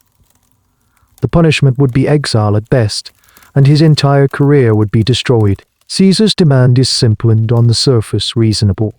He wants to be allowed to stand for the consulship in absentia, while still holding his command. This would allow him to transition directly from his proconsulship, never spending a day as a vulnerable private citizen. Pompey and the Senate refuse. They issue an ultimatum: Caesar must disband his army and return to Rome as a private citizen. Then, and only then, can he stand for office. The negotiations become more and more frantic. Caesar sends offers of compromise. He suggests that both he and Pompey should give up their armies simultaneously. It's a clever move, making him look reasonable and Pompey look like the one clinging to power. The Senate, egged on by Cato, rejects it. In early January of 49 BC, the Senate passes the Senatus Consultum Ultimum, the final decree of the Senate. It's the Roman equivalent declaring martial law. It gives the consuls and Pompey the power to do whatever is necessary to protect the Republic from the threat posed by Caesar. Two of Caesar's allies in Rome, the tribunes Mark Antony and Quintus Cassius, use their veto to block the decree.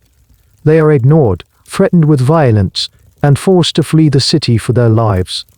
They escape Rome disguised as slaves and make their way north to Caesar's camp.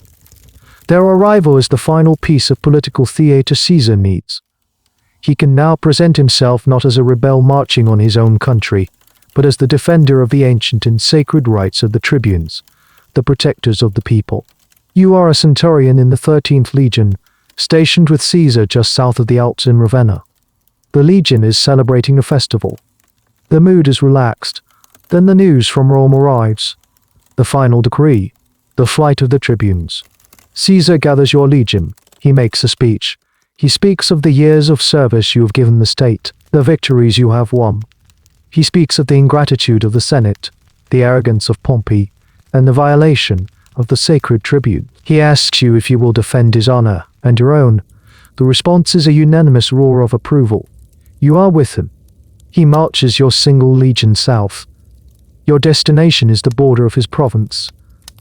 It's a small, insignificant stream called the Rubicon. This river marks the legal boundary between Caesar's province of Cis Alpine Gaul and the homeland of Italy. By Roman law, it was forbidden for any general to cross this boundary with an army in arms. To do so was an act of treason, a declaration of war against the state. You arrive at the banks of the river in the dead of night. And here, Caesar hesitates. This is the point of no return. You see your commander, the man you have followed for years, the most decisive man you have ever known, pausing and weighing the consequences. The ancient historian Suetonius gives us a dramatic account of this moment. He says Caesar stood on the riverbank, debating with himself, and then a figure of supernatural size and beauty suddenly appeared, snatched a trumpet from one of the soldiers, and strode across the river, blowing a loud blast. Caesar takes this as a divine sign and declares, Alia actu est, the die is cast. Whether this dramatic scene with the ghostly trumpeter ever happened is highly unlikely. It's probably a later invention to add mythic weight to the moment. What's more debated is the famous quote itself.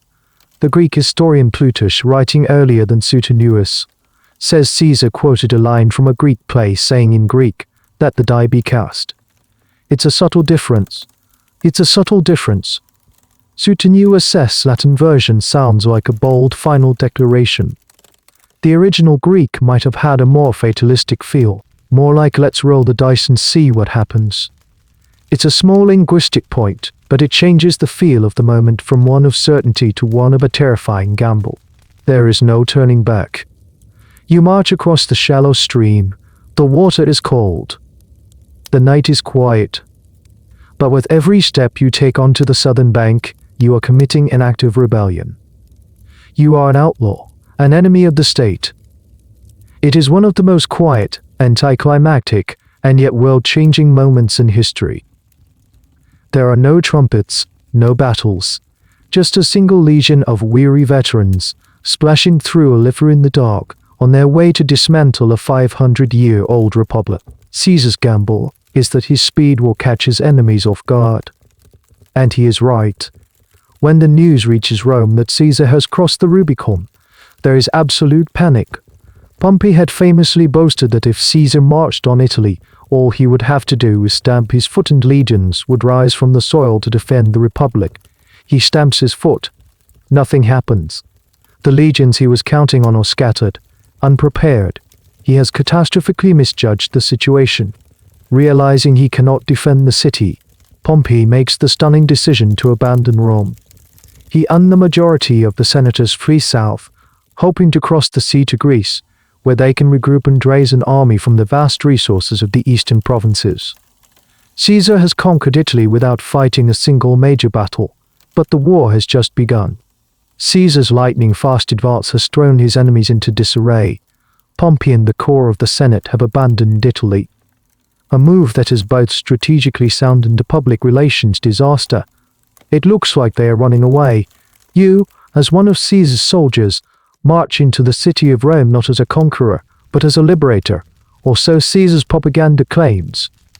He treats the cities that surrender to him with conspicuous clemency, a deliberate contrast to the bloody purges of Marius and Sulla. He wants to win the hearts and minds of the Italian people. But the war is far from over. Pompey has a huge advantage. He controls the navy in the vast, wealthy provinces of the east. He also has powerful armies loyal to him in Spain. Caesar is in a precarious position, trapped in Italy with the enemy controlling both the sea to his east and the land to his west. He famously remarks that he is going to Spain to fight an army without a general, and then to Greece to fight a general without an army. He makes good on the first part of his promise. In an astonishingly rapid campaign, you march with him to Spain. Through brilliant maneuvering and engineering, at one point diverting an entire river, he traps the Pompeian armies and forces their surrender, largely without bloodshed. He has secured his rear. Now for the main event. The challenge is getting your army across the Adriatic Sea to Greece. Pompey's navy, under the command of Caesar's old enemy Bibulus, controls the sea lanes. In a move of incredible audacity, Caesar manages to ferry about half of his army, including you, across the water in the middle of winter, slipping through the blockade. But now, you are in a terrible spot. You have landed in enemy territory. You are cut off from your supply lines in Italy, and you are facing a much larger Pompeian army that is well-fed and well-equipped. The second half of your army, under the command of Mark Antony, is stuck back in Italy, unable to cross. For months, the two armies play a cat-and-mouse game on the coast of Greece. Caesar tries to blockade Pompey's much larger force in their camp at Diocima, building a massive line of fortifications. It's Alesia all over again, but this time, the roles are reversed. You are the one who is starving while the enemy is being supplied by sea. The plan fails. Pompey's forces break through your lines, inflicting a serious defeat on Caesar's troops. You are forced to retreat in disarray. For the first time in years you have been soundly beaten. In the Pompeian camp, there is jubilation. The aristocratic senators with Pompey are convinced the war is as good as won. They start arguing amongst themselves about who will get Caesar's prestigious office of Pontifex Maximus and how they will punish their enemies back in Rome. Pompey, a more cautious and experienced general, wants to avoid a pitched battle. His strategy is to shadow Caesar's army, starve you out, and let your veteran legions waste away. But he is under immense pressure from the arrogant senators who mock his caution and call him Agamemnon, the king of kings, implying he is dragging out the war just to keep his command. Reluctantly, Pompey allows himself to be pushed into a decisive confrontation. He follows your retreating army inland to the plains of Thessaly, near a town called Pharsalis. This is where the final showdown will happen. It's the summer of 48 BC. You are standing in the battle line. The sun is hot. Across the plain you see them, the army of the Republic. They outnumber you by at least 2-1. Their cavalry, in particular, is vastly superior, 7,000 strong. A glittering array of Roman nobles and light horsemen, compared to your own small force of 1,000. Pompey's plan is simple and solid. He will use his massive cavalry advantage on his left wing to smash your right wing, then swing around and envelop your entire army from the rear. It's a classic, textbook maneuver. Caesar sees it coming. And he makes a brilliant, unorthodox tactical decision. He weakens his own cavalry and pulls out 6 of his best cohorts, about 3,000 men, from his third battle line. He hides them behind his main line on the right wing, creating a secret fourth line. He gives them specific instructions: do not throw your javelins peeler. Use them as stabbing spears. Aim for the faces and eyes of the enemy cavalrymen. The battle begins. The infantry lines advance and clash in the center with a terrifying roar of metal and men. On the flank, as predicted, Pompey's huge cavalry force charges. They easily overwhelm your small contingent of horsemen, who fall back according to plan. The Pompeian cavalry, confident and disorganized, surges forward ready to eat around and attack your legions from behind. And then you spring the trap. The hidden fourth line of legionaries suddenly appears. On Caesar's order, you charge forward. You don't throw your spears. You run at the horses, thrusting your javelins upwards into the faces of the riders. The effect is devastating, both physically and psychologically. These are aristocratic cavalrymen, not hardened infantry. They are not prepared for this kind of savage, close-close quarters fighting. They panic at the sight of their horses being gored and their own faces being targeted. The entire wing of Pompeian cavalry breaks and flees the field in a complete rout. Historians still debate just how crucial this face-stabbing tactic was. Some argue it's a dramatic detail exaggerated by Caesar in his own account to highlight his genius. Others see it as a masterful understanding of psychology, that these noble horsemen valued their handsome faces as much as their lives. With the enemy cavalry gone, your secret fourth line now swings around and smashes into the exposed flank of the Pompeian legions. At the same time, Caesar orders his fresh third line of infantry into the main fight. The Pompeian legions, attacked from the front and the flank, begin to buckle. The line breaks. Pompey, seeing his cavalry flee and his legions collapsing, seems to suffer a complete psychological breakdown. He rides back to his camp, walks into his tent, and sits there in a daze, unable to give any further orders. When your forces storm the camp, you find a scene of incredible luxury. The tents of the senators are decorated with ivy, tables are set for a victory feast, and wine is ready to be poured. They were so certain of victory they had already begun to celebrate. The Battle of Pharsalis is one of the most decisive battles in history. Pompey's army is shattered, but Pompey himself escapes. He flees to the coast and takes a ship, hoping to find refuge. The great general, the teenage butcher, the conqueror of the East, is now a man on the run, his fate uncertain. Caesar, the gambler, has won the jackpot. The victory at Pharsalis is absolute, but the war isn't over as long as Pompey the Great is still alive. He is the symbol of the resistance, the figurehead around whom a new army could be raised. Caesar, ever the relentless pursuer, doesn't rest. He takes a small, fast-moving force and sets off in pursuit of his rival. You are no longer a legionary on the plains of Greece. You are on a ship, a part of Caesar's chase squadron. You follow the trail of rumors and reports. Pompey, after being turned away by some communities who now fear Caesar's power, has made a fateful decision. He is sailing for Egypt. Egypt is a strange and complicated place. It's not officially a Roman province, but an independent kingdom. However, its independence is largely a fiction.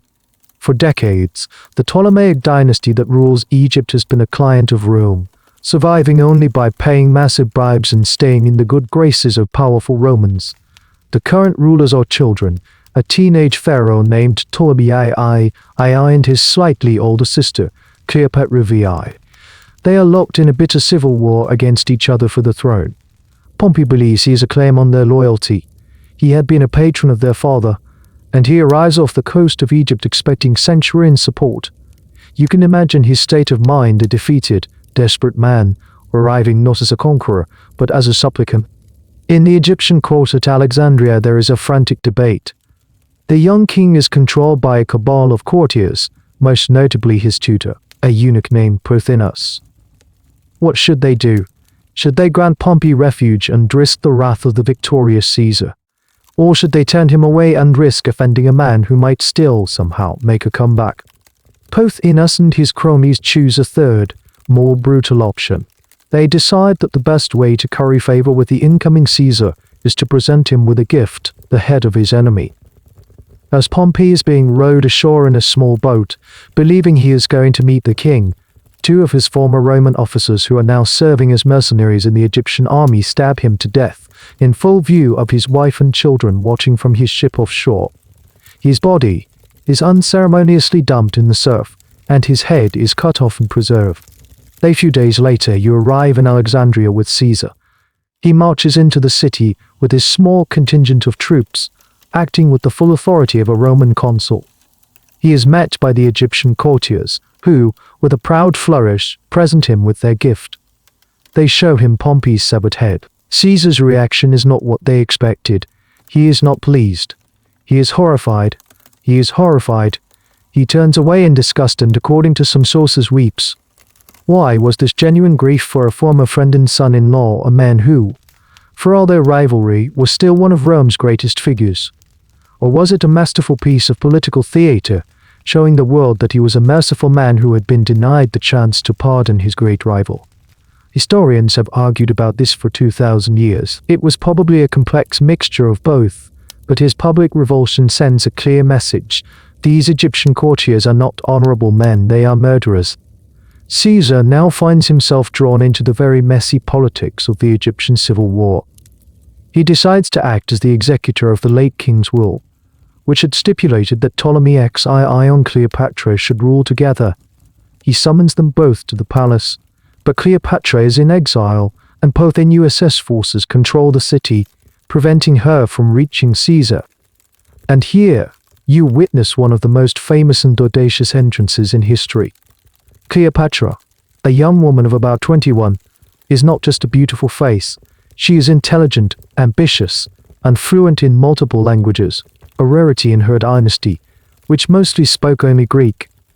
She has herself secretly smuggled into Alexandria, and according to the famous story told by Plutarch, she is rolled up inside a rug or a bed sack and carried by a servant past the enemy guards, right into Caesar's private quarters. The servant unrolls the bundle at Caesar's feet, and out tumbles the queen. It's a moment of pure Hollywood drama, and it's debated whether it happened exactly this way. Was it a rug? A laundry bag? Does it matter? The effect is the same. Caesar, a man in his early 50s who appreciated audacity and powerful women, is completely captivated. He is charmed by her intelligence, her courage, and no doubt her beauty. They become political allies and, very quickly, lovers. This decision to back Cleopatra infuriates Pothinus and the supporters of her brother. The royal Egyptian army besieges you and Caesar's small force in the palace district of Alexandria. For months you are trapped, fighting a desperate street-by-street, building-by-building war. At one point, during a naval battle in the harbor, the famous Great Library of Alexandria catches fire. This has led to the popular myth that Caesar was responsible for burning the library down. Most modern scholars think this is an exaggeration. The fire likely destroyed a warehouse full of scrolls near the docks, not the main library building itself, which seems to have survived in some form for centuries longer. It's a classic example of a dramatic story overshadowing a more complex reality. Finally, Roman reinforcements arrive, and Caesar defeats the Egyptian army. The young King Ptolemy XII drowns in the Nile while trying to flee. Caesar is now the undisputed master of Egypt. He places Cleopatra on the throne with an even younger brother as her nominal co-ruler. But he doesn't leave right away. For several months, he stays in Egypt. He and Cleopatra take a long, luxurious cruise down the Nile on a magnificent royal barge. For a man in the middle of a global civil war, this is a strange and uncharacteristic delay. Is he simply enjoying the spoils of victory in the company of his new, fascinating lover? Or is there a more strategic purpose? Egypt is the breadbasket of the Mediterranean, and securing its grain supply and its vast wealth is a crucial strategic goal. Whatever the reason, you, the soldier, get a few months of much-needed rest. When Caesar finally leaves, Cleopatra is pregnant with his child, a boy she will name Caesarion or Little Caesar. He leaves a few legions behind to secure her throne and finally gets back to the business of winning his war. Caesar's Egyptian holiday, as his enemies would call it, eventually comes to an end. While he was enjoying his Nile cruise with Cleopatra, the remnants of the Pompeian forces were not idle. They had regrouped in North Africa, joining forces with the local King Juba of Numidia. They have raised a massive new army. The leaders of this resistance are the die-hard Republicans, men like Cato the Younger and Metellus Scipio, Pompey's father-in-law. They are not just fighting for Pompey's memory. They are fighting for the survival of the Republic as they know it. So it's back to war. You travel with Caesar to Africa in late 47 BC. Once again, you find yourself outnumbered and in a difficult strategic position. The campaign is tough and messy. The enemy army is full of cavalry and, most terrifyingly, war elephants. But at the Battle of Thasos in 46 BC, Caesar's military genius again proves decisive. He has trained his men specifically to deal with elephants, instructing them to aim for the animal's legs and eyes. The elephants are driven back in panic through their own lines, and the Republican army is crushed. The aftermath of Thasos is grim. Unlike his previous policy of clemency, Caesar is in no mood for forgiveness. A huge number of the enemy soldiers and their leaders are killed in the battle or hunted down afterwards. The most famous casualty, however, does not die on the battlefield. Cato the Younger, the very soul of the Republican cause, escapes to the city of Utica. When he realizes that further resistance is hopeless, he decides he will not live to see the Republic die and be forced to accept a pardon from the man he despises. He spends his last evening discussing philosophy with his friends. Then he retires to his room and attempts to take his own life with his sword. He bungles the attempt, succeeding only in giving himself a ghastly wound. His servants find him and a doctor stitches him up, but Cato is determined. When he is left alone, he rips open his own stitches, tears out his intestines with his bare hands, and finally dies. It's a gruesome, horrifying end, but for later generations of Romans, it becomes the ultimate symbol of principled Republican defiance. With Africa secured, Caesar returns to Rome. And now, you witness a celebration unlike any the city has ever seen. He holds not one but 4 triumphs, back to back, on 4 different days. He celebrates his victories in Gaul, Egypt, Asia, a quick war he won on the way back from Egypt, and Africa. Noticeably, he does not celebrate a triumph for Pharsalus. It was considered bad taste to triumph over fellow Roman citizens. Instead, he frames all his victories as being against foreign enemies. Vercingetorix for Gaul, Cleopatra's brother for Egypt, and King Juba for Africa. It's a clever piece of spin. The scale of the celebrations is staggering. There are parades with exotic animals, floats depicting scenes from his battles, and endless public feasts where the entire population of Rome is fed at his expense. He gives massive cash bonuses to you and every one of his soldiers, and a smaller but still significant sum to every citizen in Rome. He has paid for all this with the spoils of his wars, effectively redistributing the wealth of the conquered world to the Roman people and his army. But amidst the celebration, his political power is becoming absolute. The Senate, now packed with his own supporters, heaps honors upon him. They vote him dictator first for 10 years, and then in early 44 BC, they make him dictator perpetuo, dictator for life. This is the moment that sends a chill down the spine of what's left of the old aristocracy. The word dictator was one thing, but dictator for life sounded terrifyingly close to rex, the Latin word for king. The hatred of kings was the foundational principle of the Roman Republic, ever since they had overthrown their last king 450 years earlier. Caesar seems to go out of his way to blur the lines. He wears a special purple toga, similar to the robes of the ancient kings. He has his statue placed among the statues of the gods and the old kings of Rome. A month of the year, Quintilis is renamed Julius in his honor, our modern July. His face appears on coins, the first time a living Roman has been granted this honor. You see him in the city, and he is a whirlwind of activity. He launches a massive program of public works, building a new forum and a temple. He reforms the calendar, creating the Julian calendar with its 365 days and a leap year, a system so effective that, with minor adjustments, it's the one we still use today. He plans to codify Roman law, build a great library, and drain the marshes around Rome. He is also planning a massive new military campaign, an invasion of Parthia to avenge the death of Crassus and recover the lost legionary eagles. But his manner becomes more and more autocratic. He treats the Senate as a mere rubber stamp for his decisions.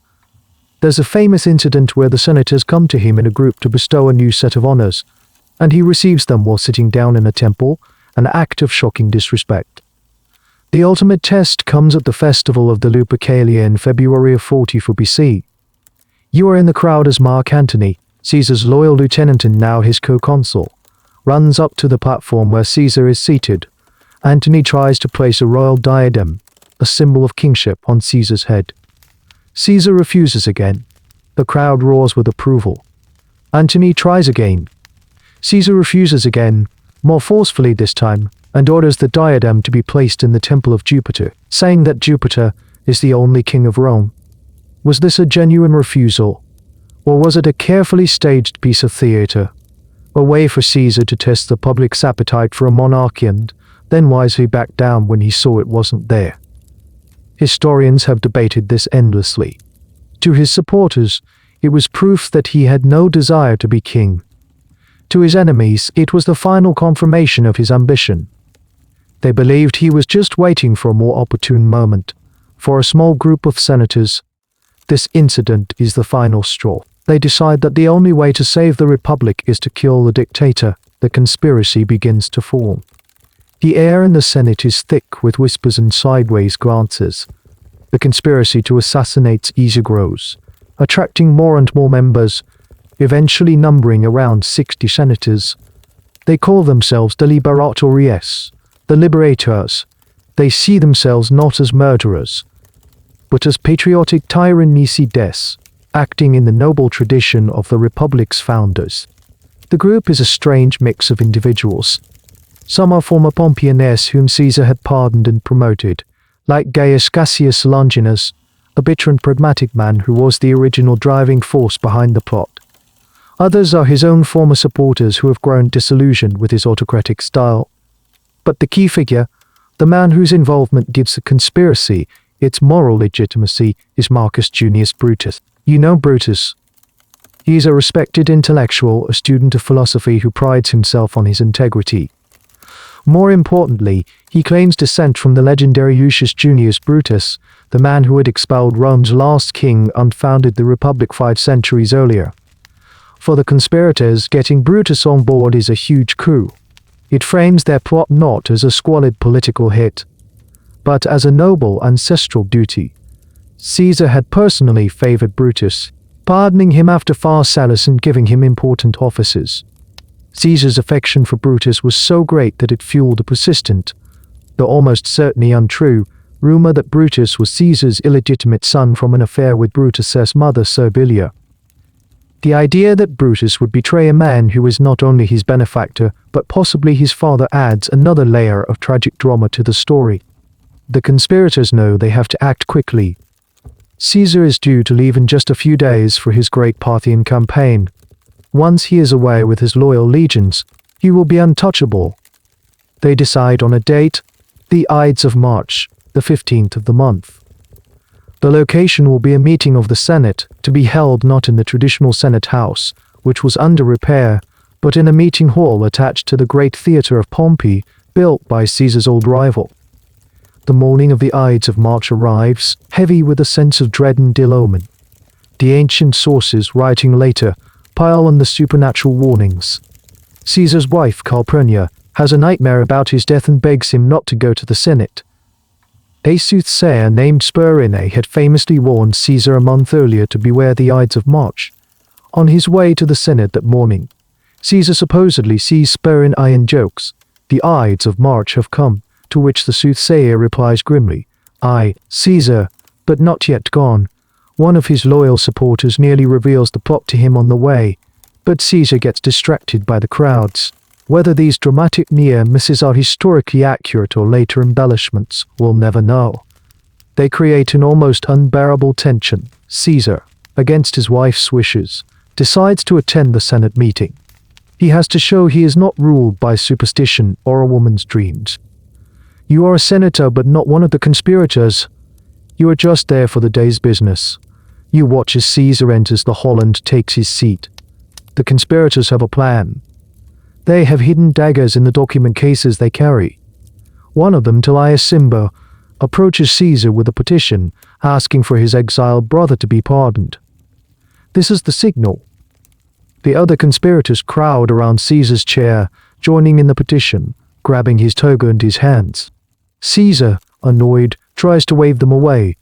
Then another conspirator, Casca, who is standing behind Caesar's chair, strikes the first blow.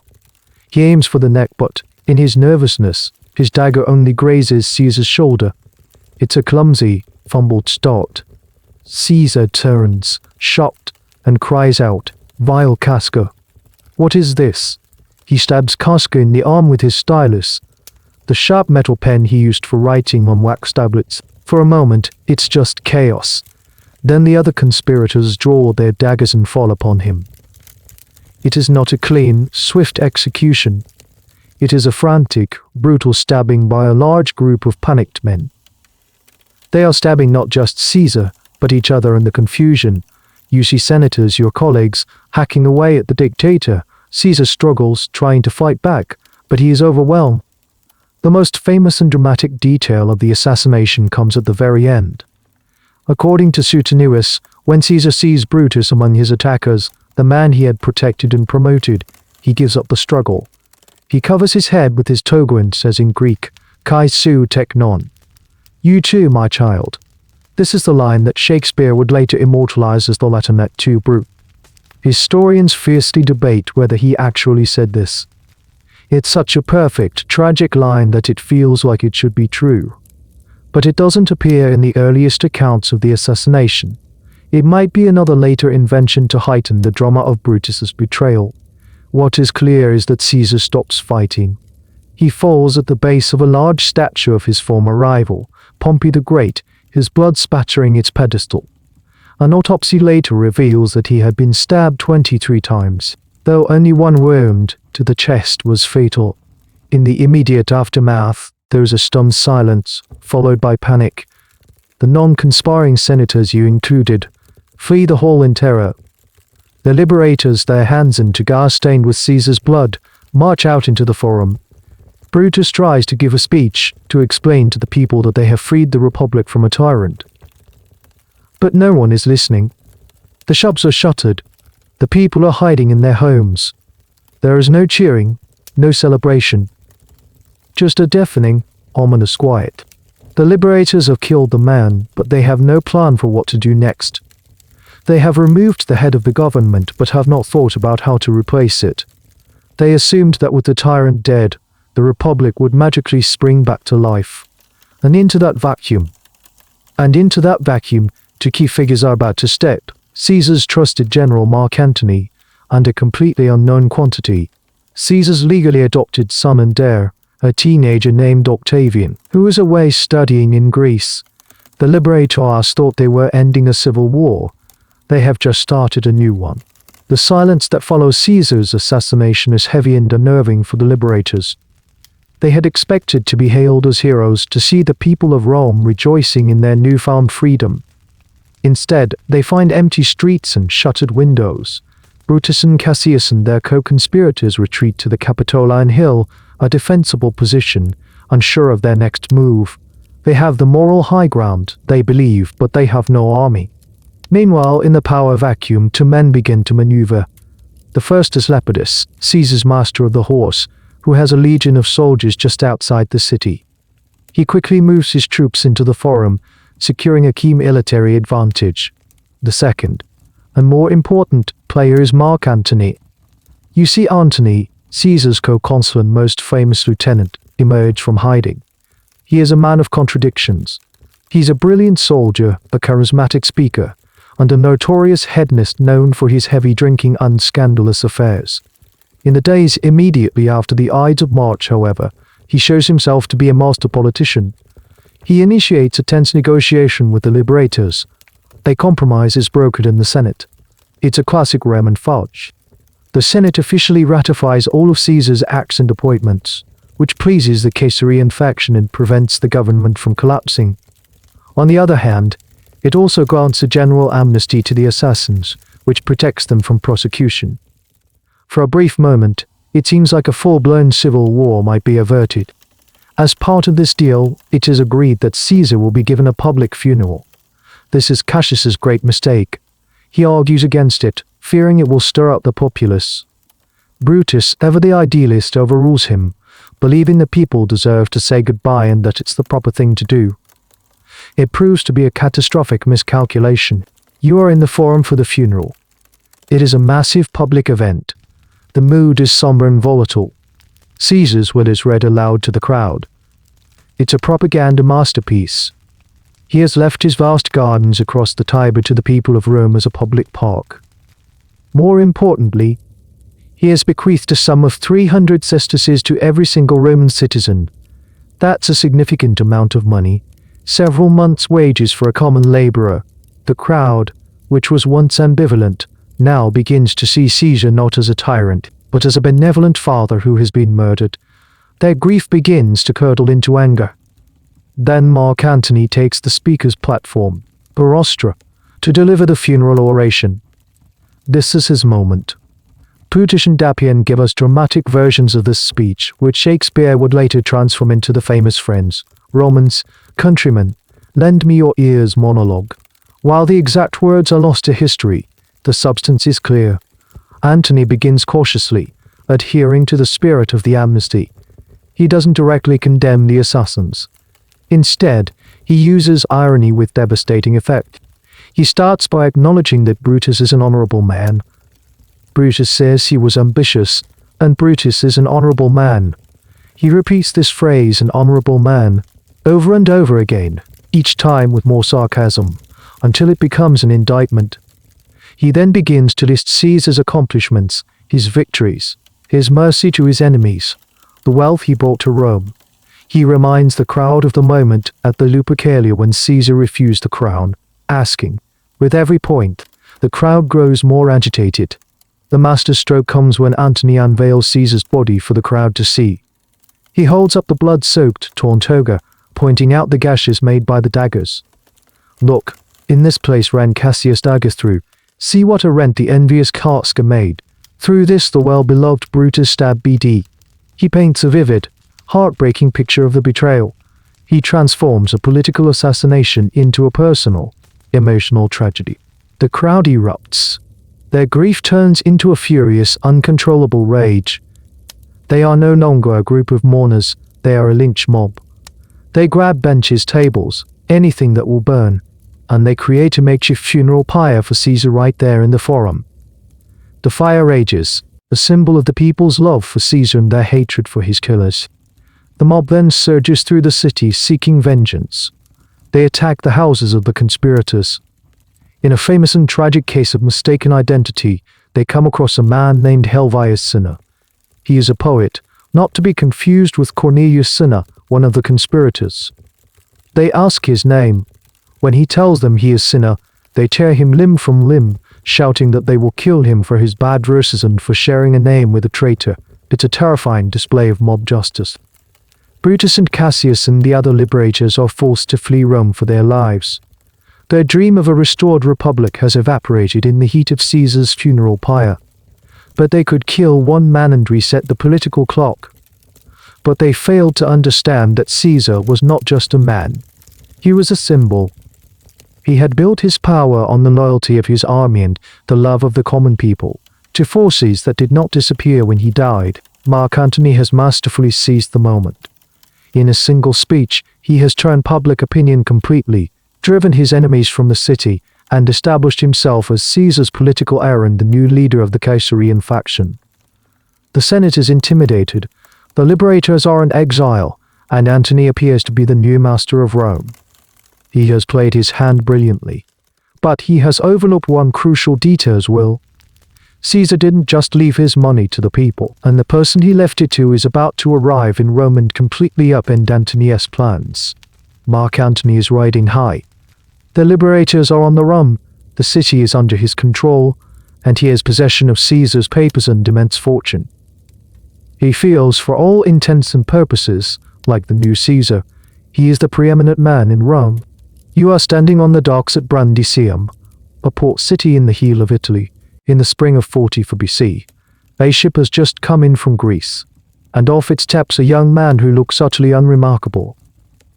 His name is Gaius Octavius. He is just 18 years old, and he is not an imposing figure. He is slight of build, often in poor health, and lacks the swaggering military charisma of a Caesar or an Antony.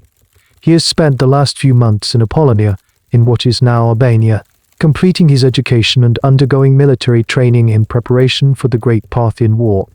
It was there that he received the news his great-uncle has been assassinated, and in a revelation that must have shocked him as much as it shocked everyone else, Caesar, in his will, has posthumously adopted him as his son.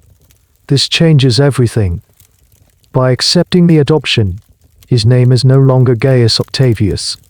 He is now Gaius Julius Caesar Octavianus. We will call him Octavian. He has inherited not just a vast fortune, but the most powerful and dangerous name in the Roman world. His mother and stepfather urge him to be cautious.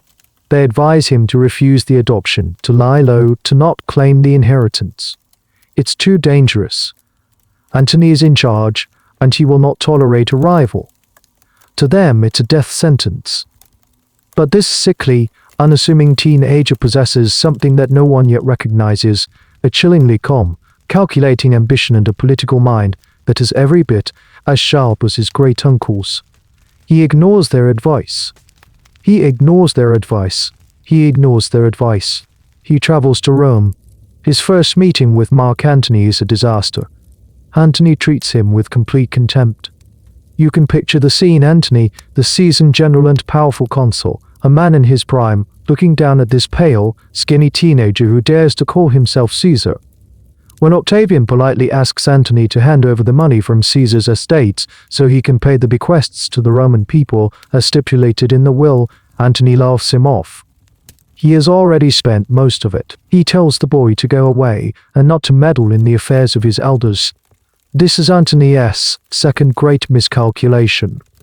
He completely underestimates Octavian. He sees a boy, not a rival. Octavian, however, is playing a different game. If Antony won't give him the money, he will find it himself. He sells off his own properties and borrows heavily. And then, he does what Antony had failed to do. He pays the 300 sesterces to every citizen in Rome. It is an act of incredible political brilliance. He demonstrates that he, not Antony, is the true heir, the one who honors Caesar's promises. The common people of Rome begin to look at this boy with a newfound respect. His next move is even more audacious. He turns to Caesar's veterans, the soldiers settled in colonies throughout Italy. He appeals to their loyalty to his adoptive father. He reminds them of their old general, and he promises them even greater rewards if they follow him. This is completely illegal. He holds no office, no official authority. But the name Caesar is magic. Thousands of hardened legionaries, the very men who had conquered Gaul and won the civil war, flocked to the banner of this unknown boy. Meanwhile, Cicero, the great orator and elder statesman of the Senate, sees an opportunity. He despises Antony, viewing him as a thuggish brute and a threat to the Republic. He looks at Octavian and sees a tool. He thinks he can use the boy and his private army to crush Antony, and then, once Antony is dealt with, the Senate can easily push the boy aside. He famously says of Octavian that he should be praised, honored, and disposed of, laudendum, ornendum, tollendum. The final word, tollendum, is a chilling pun. It can mean to lift up or to get rid of, to execute. It is one of the most famous and cynical quotes in Roman politics, and it demonstrates a complete misunderstanding of Octavian's character. Cicero begins to champion Octavian in the Senate. He delivers a series of blistering speeches against Antony, known as the Philippics, which paint him as a public enemy. The political situation deteriorates into open conflict. The Senate, with Cicero leading the charge, officially sides with Octavian against Antony. They grant Octavian the rank of propraetor, legitimizing his command of his private army, even though he has never held any of the junior offices and his years below the legal age. It's another sign of how the old rules no longer matter. The forces of the Senate, led by the two consuls for the year and the young Octavian, marched north to confront Antony at the Battle of Mutina in 43 BC. They are victorious, and Antony is forced to retreat, but both of the consuls are killed in the fighting. And now Octavian makes his move. He has the only major army left in Italy. He sends a delegation of his centurions to the Senate with a simple demand. He wants to be made consul. The Senate, having just used him to defeat Antony, now hesitates. They think they can dismiss him as Cicero planned. They refuse. Octavian's response is swift and decisive. He does what his great-uncle did. He takes his 8 loyal legions and marches on Rome. There is no resistance. No one can stand. 10-year-old boy enters the city at the head of an army and forces the Senate to elect him consul. Cicero's plan has backfired spectacularly. The boy he thought he could control has just seized control of the state. He is no longer a tool. He is the master. Having defeated Antony on the battlefield, he is about to do something no one expects. He is about to make a deal with him. With Octavian in control of Rome and his legions, the political board is reset once again. The liberators, Brutus and Cassius, have been busy in the eastern provinces. They have used their authority as former magistrates to take control of the legions and resources there, amassing a huge army and a vast treasury. They are preparing to cross back into Italy and to crush both Antony and Octavian. Antony, after his defeat at Mutina, has retreated over the Alps into Gaul. There he links up with other Caesarian generals, including Lepidus, the man who had first occupied Rome after Caesar's death. Antony's charisma and military reputation quickly win over their legions, and he soon finds himself at the head of the largest army in the western half of the empire. You now have 3 powerful men, 3 Caesarian warlords, all with immense ambition: Antony in Gaul, Octavian in Rome, and Lepidus tagging along with Antony. A 3-way civil war seems inevitable. It would be a catastrophic conflict that would tear the remaining Roman world apart and leave the victor so weakened that he would be easy prey for Brutus and Cassius coming from the east. All 3 men are smart enough to realize this, so they do what pragmatic Romans always do when faced with a common enemy: they make a deal. In November of 43 BC, Antony, Octavian, and Lepidus meet on a small island in the middle of a river near modern-day Bologna. You can picture the scene: 3 heavily guarded camps, one on each riverbank and one on the island, the leaders meeting in the open, each man wary of the others. To destroy their common enemies and to carve up the Roman world between them. What emerges from this meeting is not a secret backroom pact, like the first Triumvirate. This is something far more formal and far more terrifying. They create a new office, a legal 5-year dictatorship for 3 men, called the Triumvirate Republicae e Constituendei, the Triumvirate for the restoring of the state. It is passed into law by the intimidated assembly back in Rome. They have given themselves absolute power to make laws, to appoint magistrates, and to punish their enemies without trial. The Republic is now officially dead. It has been replaced by a military junta. Their first actors, Triumvirate, is chillingly familiar. They need money. A lot of money. A lot of money. They need to pay the enormous legions they have assembled, over 40 legions between them, and they need to fund their coming war against Brutus and Cassius. Their solution is the same one Sulla used a generation earlier: prescription. They sit down together and draw up a new set of hit lists. But this is not just about politics or money. It is deeply personal. You can imagine the three of them trading names like playing cards. Antony wants Cicero, the man who had savaged him in the Philippics. Octavian, who had been championed by Cicero, is said to have resisted at first, but ultimately gives him up. In return for Cicero, Antony and Lepidus agree to sacrifice their own close relatives. It's a disgusting, cold-blooded horse trade of human knives. Once again, you are in Rome, and the lists are posted in the forum. A new reign of terror begins, one that is in many ways more systematic and widespread than Julius. The decree is read aloud. Anyone who shelters a prescribed person will be added to the list. Slaves who betray a prescribed master will be rewarded with their freedom and a sum of money. A son who kills his prescribed father will be rewarded. The decree tears apart the very fabric of Roman society. The stories from this period are horrific. Senators and wealthy knights are hunted down in the streets, in their homes and temples. Some try to escape, hiding in wells or tombs. Others meet their fate with a kind of grim Roman dignity. The hunt for Cicero is the most famous. He tries to flee Italy by sea but is tormented by indecision and bad weather.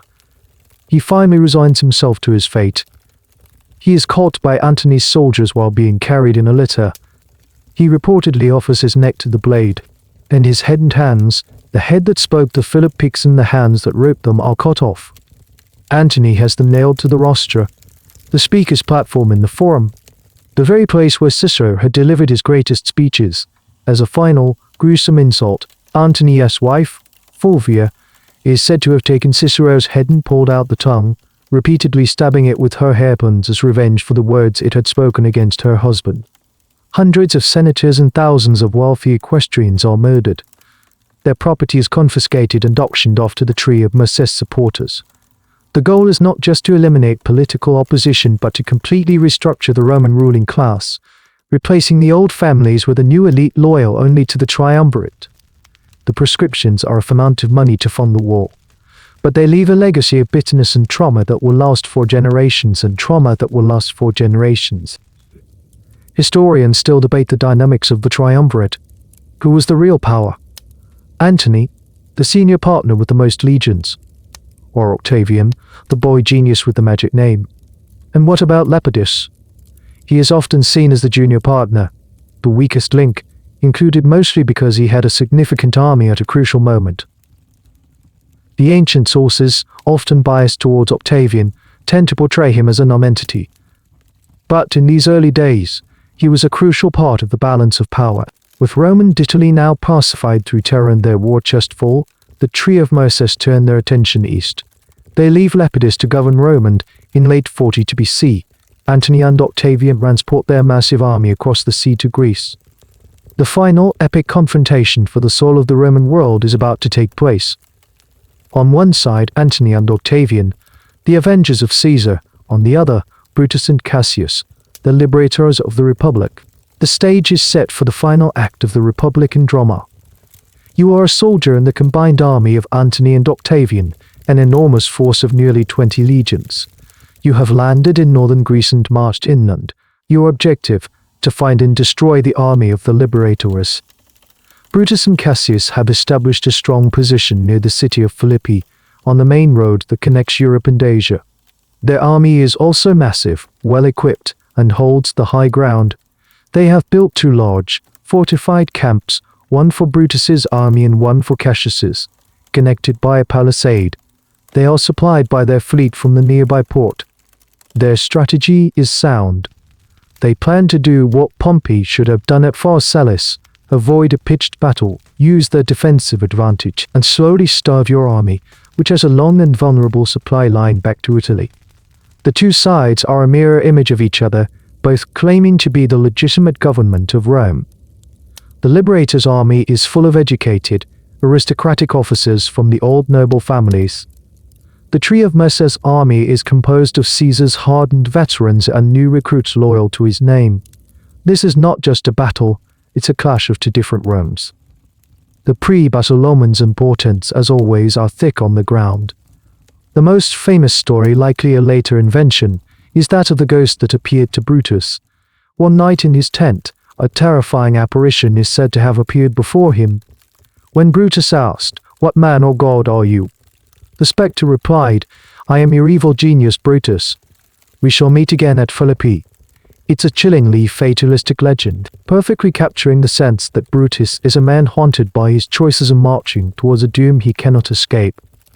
The campaign consists of 2 separate battles, fought 3 weeks apart in October of 42 BC. The commanders' personalities play a key role. Cassius, the pragmatist, wants to stick to the plan of delay and attrition. Brutus, the idealist, is eager to fight. He feels the pressure from his men and believes a decisive battle is the more honorable course. Brutus's will prevails. In the first battle, the armies line up. On your side, Antony commands the right wing, opposite Cassius. Octavian, who is ill for much of the campaign, a recurring theme in his early life, commands the left wing, opposite Brutus. Brutus says soldiers, without waiting for the official order, charge forward with a great cry. They smash into Octavian's legions. You are on that side of the field, and you are routed. The line breaks, and Brutus's men storm your camp, capturing it completely. Octavian himself is nowhere to be found. According to his own memoirs, he had been warned in a dream to avoid the camp that day, though his enemies claimed he was simply hiding in a nearby marsh. For the moment, it's a huge victory for Brutus. But on the other side of the battlefield, the story is completely different. Antony, showing his brilliance as a field commander, leads his legions against Cassius's army. He not only defeats them but manages to find a way through the marshy ground and assault Cassius's camp from the rear. Cassius's army is completely broken, and now a tragic miscommunication occurs. From his position on a hill, Cassius sees Brutus's men moving around in the distance, but he mistakes them for the enemy. Dust and confusion obscure the scene. He sees his own camp being overrun by Antony's forces. Believing that all is lost and that Brutus has also been defeated, he falls into despair. He turns to his personal shield bearer and orders the man to kill him. Cassius, the original architect of the conspiracy, dies based on a mistaken battlefield report. When Brutus later finds his body, he weeps, calling him the last of the Romans. The first battle is a strange, bloody draw. Brutus has won on his side, but his partner is dead and his partner's army is shattered. He pulls his forces back into his camp. For the next 3 weeks, there is a stalemate. Brutus wants to go back to the original strategy of waiting and starving out Antony and Octavian, but his authority is slipping. His soldiers are restless and confident after their victory. His officers are pushing for another battle. Brutus gives in. The second battle is much more straightforward. The 2 armies meet on the same plain. This time, there are no clever tactics, just a brutal, head-on slaughter between 2 massive forces of Roman legionaries. It is a slaughterhouse. You are in the thick of it. A wall of shields and stabbing swords. The ground slick with blood. The fighting is desperate, but Antony's veterans and their superior experience slowly begin to turn the tide. Brutus's army is broken. He manages to flee with the remnants of his forces into the nearby hills. As night falls, he knows his cause is hopeless. He asks several of his friends to do him the service of killing him. They all refuse. Finally, he gets his companion Strato to hold his sword steady, and Brutus runs upon it. Like Cato, he chooses suicide over capture and the humiliation of a pardon. The victory of the Triumvirate is now total. The last of the liberators are dead. The armies of the Republic have been destroyed. This is the moment that, for many historians, marks the true, undeniable death of the Roman Republic. Pharsalus was the end of Pompey. Aesopus was the end of Cato. But Philippi was the end of the cause itself. The idea of a Senate-led government, free from the domination of a single man, has been defeated on the battlefield. Antony is the great hero of the victory. He led the troops, he won the battles, while Octavian was, at best, a minor player hampered by illness. This fact will shape the relationship between the 2 men for the next decade. After the battle, they redivide the Roman world. Antony, The senior partner takes the glamorous and wealthy East. He gets the task of raising new funds and settling the affairs of the client kingdoms, including Egypt. Octavian is given the far more difficult and thankless job of returning to Italy to settle the nearly 100,000 discharged veterans on land, a task guaranteed to make him unpopular, as it would involve confiscating property from Italian towns. Lepidus is increasingly sidelined given only the province of Africa. The war to avenge Caesar is over. But a new, more personal struggle is about to begin. The final contest for the ultimate prize, sole rule of the Roman world, will be between the two men left standing, the soldier Antony and the politician Octavian. With the ghost of the Republic buried at Philippi, the two remaining masters of the Roman world go their separate ways. Octavian heads back to the hornet's nest of Italy to deal with the politically explosive task of land confiscations for the veterans. It's a nightmare. He faces riots, a brief but nasty civil war instigated by Antony's brother and ambitious wife, Fulvia, and the general hatred of the Italian landowners he is dispossessing. He is methodically building his power base in the heart of the empire, securing the loyalty of the veterans and positioning himself as the champion of Italy under Roman tradition. Antony, meanwhile, heads east. As an observer, it's like stepping into a different world. The East is the old world, a land of ancient kingdoms, immense wealth, and a culture of divine monarchy that is both alluring and, to a traditional Roman, deeply suspect. Antony sets up his base of operations at Tarsus in Cilicia and begins the process of reorganizing the provinces and client kingdoms. He needs money, and the Eastern rulers know they must pay homage to their new Roman master. Among those summoned to appear before him is the Queen of Egypt, Cleopatra. She had nominally supported the liberators, and Antony wants an explanation, and, more importantly, access to the legendary wealth of her kingdom. Cleopatra's arrival at Tarsus is one of the most spectacular pieces of political theater in history. It is a carefully calculated display of soft power, designed to captivate and disarm the most powerful man in the world. She doesn't just show up, she sails up the river Cydnus in a magnificent golden barge. The sails are purple, the oars are silver, and they move to the rhythm of flutes and lyres. You see her reclining on a canopy, dressed as the goddess Venus, the Greek Aphrodite, surrounded by young boys dressed as cupids fanning her. Her handmaidens are dressed as sea nymphs and graces. The whole city of Tarsus empties out to witness the spectacle, leaving Antony sitting alone in the public square where he had planned to receive her. She invites him to a banquet on her barge, and for several nights, Antony is treated to a display of wealth and sophistication that makes even a powerful Roman general look provincial. The food is exquisite, the decorations are opulent, and the conversation, from the witty and intelligent queen, is intoxicating. Antony, a man who always had a weakness for life's pleasures, is completely enchanted. He is a soldier, used to the brutalities of the camp and the backstabbing of the forum. Cleopatra presents a world of elegance, luxury, and divine glamour. He falls for her completely. They spend the winter of 4140 BC together in Alexandria. You can imagine Antony's life there. It is a world away from the grim realities of Rome. He and Cleopatra form a kind of exclusive club they call the Inimitable Livers, spending their days and nights in extravagant feasts, drinking parties, and elaborate practical jokes. But this is not just a simple love affair. For Cleopatra, this is a strategic partnership. She is not just a romantic figure, she is a queen fighting to secure her throne and restore the power of her kingdom. By binding the most powerful Roman in the world to her, she ensures Egypt's independence and her own survival. She bears him twins, a boy and a girl. She is cementing a new dynasty. For Antony, the relationship is more complex and, ultimately, more destructive to his Roman career. He is genuinely in love, but he is also using Egypt's vast resources to fund his political and military ambitions. While Octavian is struggling in Italy, Antony is living like a king in the wealthiest city on earth. This idyll is interrupted by problems back in the West. The brief war started by his wife and brother forces him to return to Italy. There, after some tense negotiations, the Triumvirate is renewed. As a way of cementing the new pact, Antony, whose wife Fulvia has conveniently died, agrees to marry Octavian's sister, the noble and virtuous Octavia.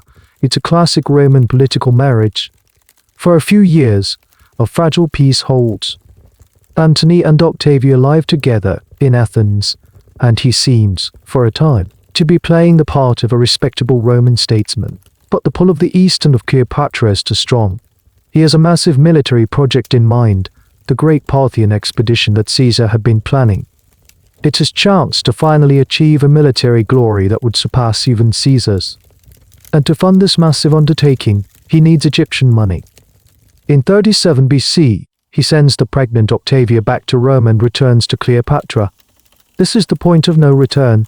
In Roman eyes, he has rejected a virtuous Roman wife for a foreign, Oriental queen. His Parthian campaign is a disaster. It's a repeat of Crassus' failure. He invades, gets overextended, suffers huge losses from the terrain and Parthian guerrilla tactics, and is forced into a humiliating retreat. He loses nearly a third of his army. To cover up this failure, he stages a bizarre event back in Alexandria, in 34 BC known as the Donations of Alexandria. You are in the city's gymnasium, which has been converted into a grand stage. Antony and Cleopatra are seated on golden thrones. Their children, and Cleopatra's son by Caesar, Caesarion, are seated on smaller thrones beside them. Antony then makes a series of stunning proclamations. He declares Cleopatra Queen of Kings and Caesarion King of Kings. He declares Caesarion to be the true, legitimate son of Julius Caesar. He then donates huge swaths of Roman territory, or territory Rome didn't even control yet, to his own children by Cleopatra. For Antony, this might have been a way to create a stable Hellenistic empire in the East, a Roman-Egyptian kingdom that he and his heirs would rule. But for Octavian, back in Rome, this is a propaganda, a gift from the gods. He now has all the ammunition. He needs to paint Antony not as a Roman general, but as a decadent traitor who has gone native, a man under the spell of a wicked foreign queen, giving away Roman titles to his illegitimate children. Personal clash between the two remaining tree of Merces is now inevitable. Back in Rome, Octavian watches Antony's actions in the East with a cold, calculating eye. He is playing a long game. While Antony is living like a king in Alexandria, Octavian is carefully cultivating his own image as the hardworking, traditional, and thoroughly Roman leader. He is the one restoring temples, improving the city's infrastructure, and fighting to secure Italy. The contrast between the two men becomes the central weapon in Octavian's hands. He launches one of the most brilliant and ruthless propaganda campaigns in history. You are living in Rome, and you are bombarded with it. It's in the speeches of politicians. It's in the pamphlets distributed in the streets. It's in the poetry of writers loyal to Octavian. The message is simple and powerful. This is not a civil war between two Romans. This is a foreign war. It is Rome versus Egypt. It is West versus decadence. It is Octu versus decadence. It is Octavian, the sober, pious Roman, versus Antony, the drunk, besotted slave of a foreign queen. Cleopatra is portrayed as the arch-villain. She is not a queen, she is a witch, a sorceress who has used potions on her depraved sexuality to ensnare a noble Roman general. She is a drunkard, an incestuous monster, a reference to the Ptolemaic tradition of sibling marriage, though she herself did not marry her brother, and a worshipper of bizarre animal-headed gods. The propaganda paints her as a threat to the very soul of Rome, claiming she plans to move the capital from Rome to Alexandria and rule the empire from her foreign throne. How much of this was pure fabrication versus exaggeration is a topic historians love to dissect. The image of Cleopatra as a manipulative seductress was so effective that it has dominated the popular imagination for 2 millennia, often overshadowing her reality as a shrewd and capable political leader. Antony is depicted as a man who has lost his Roman identity. He has gone native. He wears Greek clothes, participates in foreign religious rites, and acts not like a Roman proconsul, but like a Hellenistic monarch. The donations of Alexandria are presented as the ultimate act of treason, a Roman general giving away Roman territory to his foreign mistress and their illegitimate children. The declaration that Caesarion is the true heir of Caesar is a direct challenge to Octavian's own legitimacy, which is based entirely on his adoption. You can feel the mood in the city shifting. The stories from the East, whether true or exaggerated, are working. People who once admired Antony as Caesar's great general now begin to view him with suspicion and contempt. Octavian, who was once seen as a cold and ruthless upstart, now looks like the stable, reliable defender of Roman values. The final break comes in the T2 BC.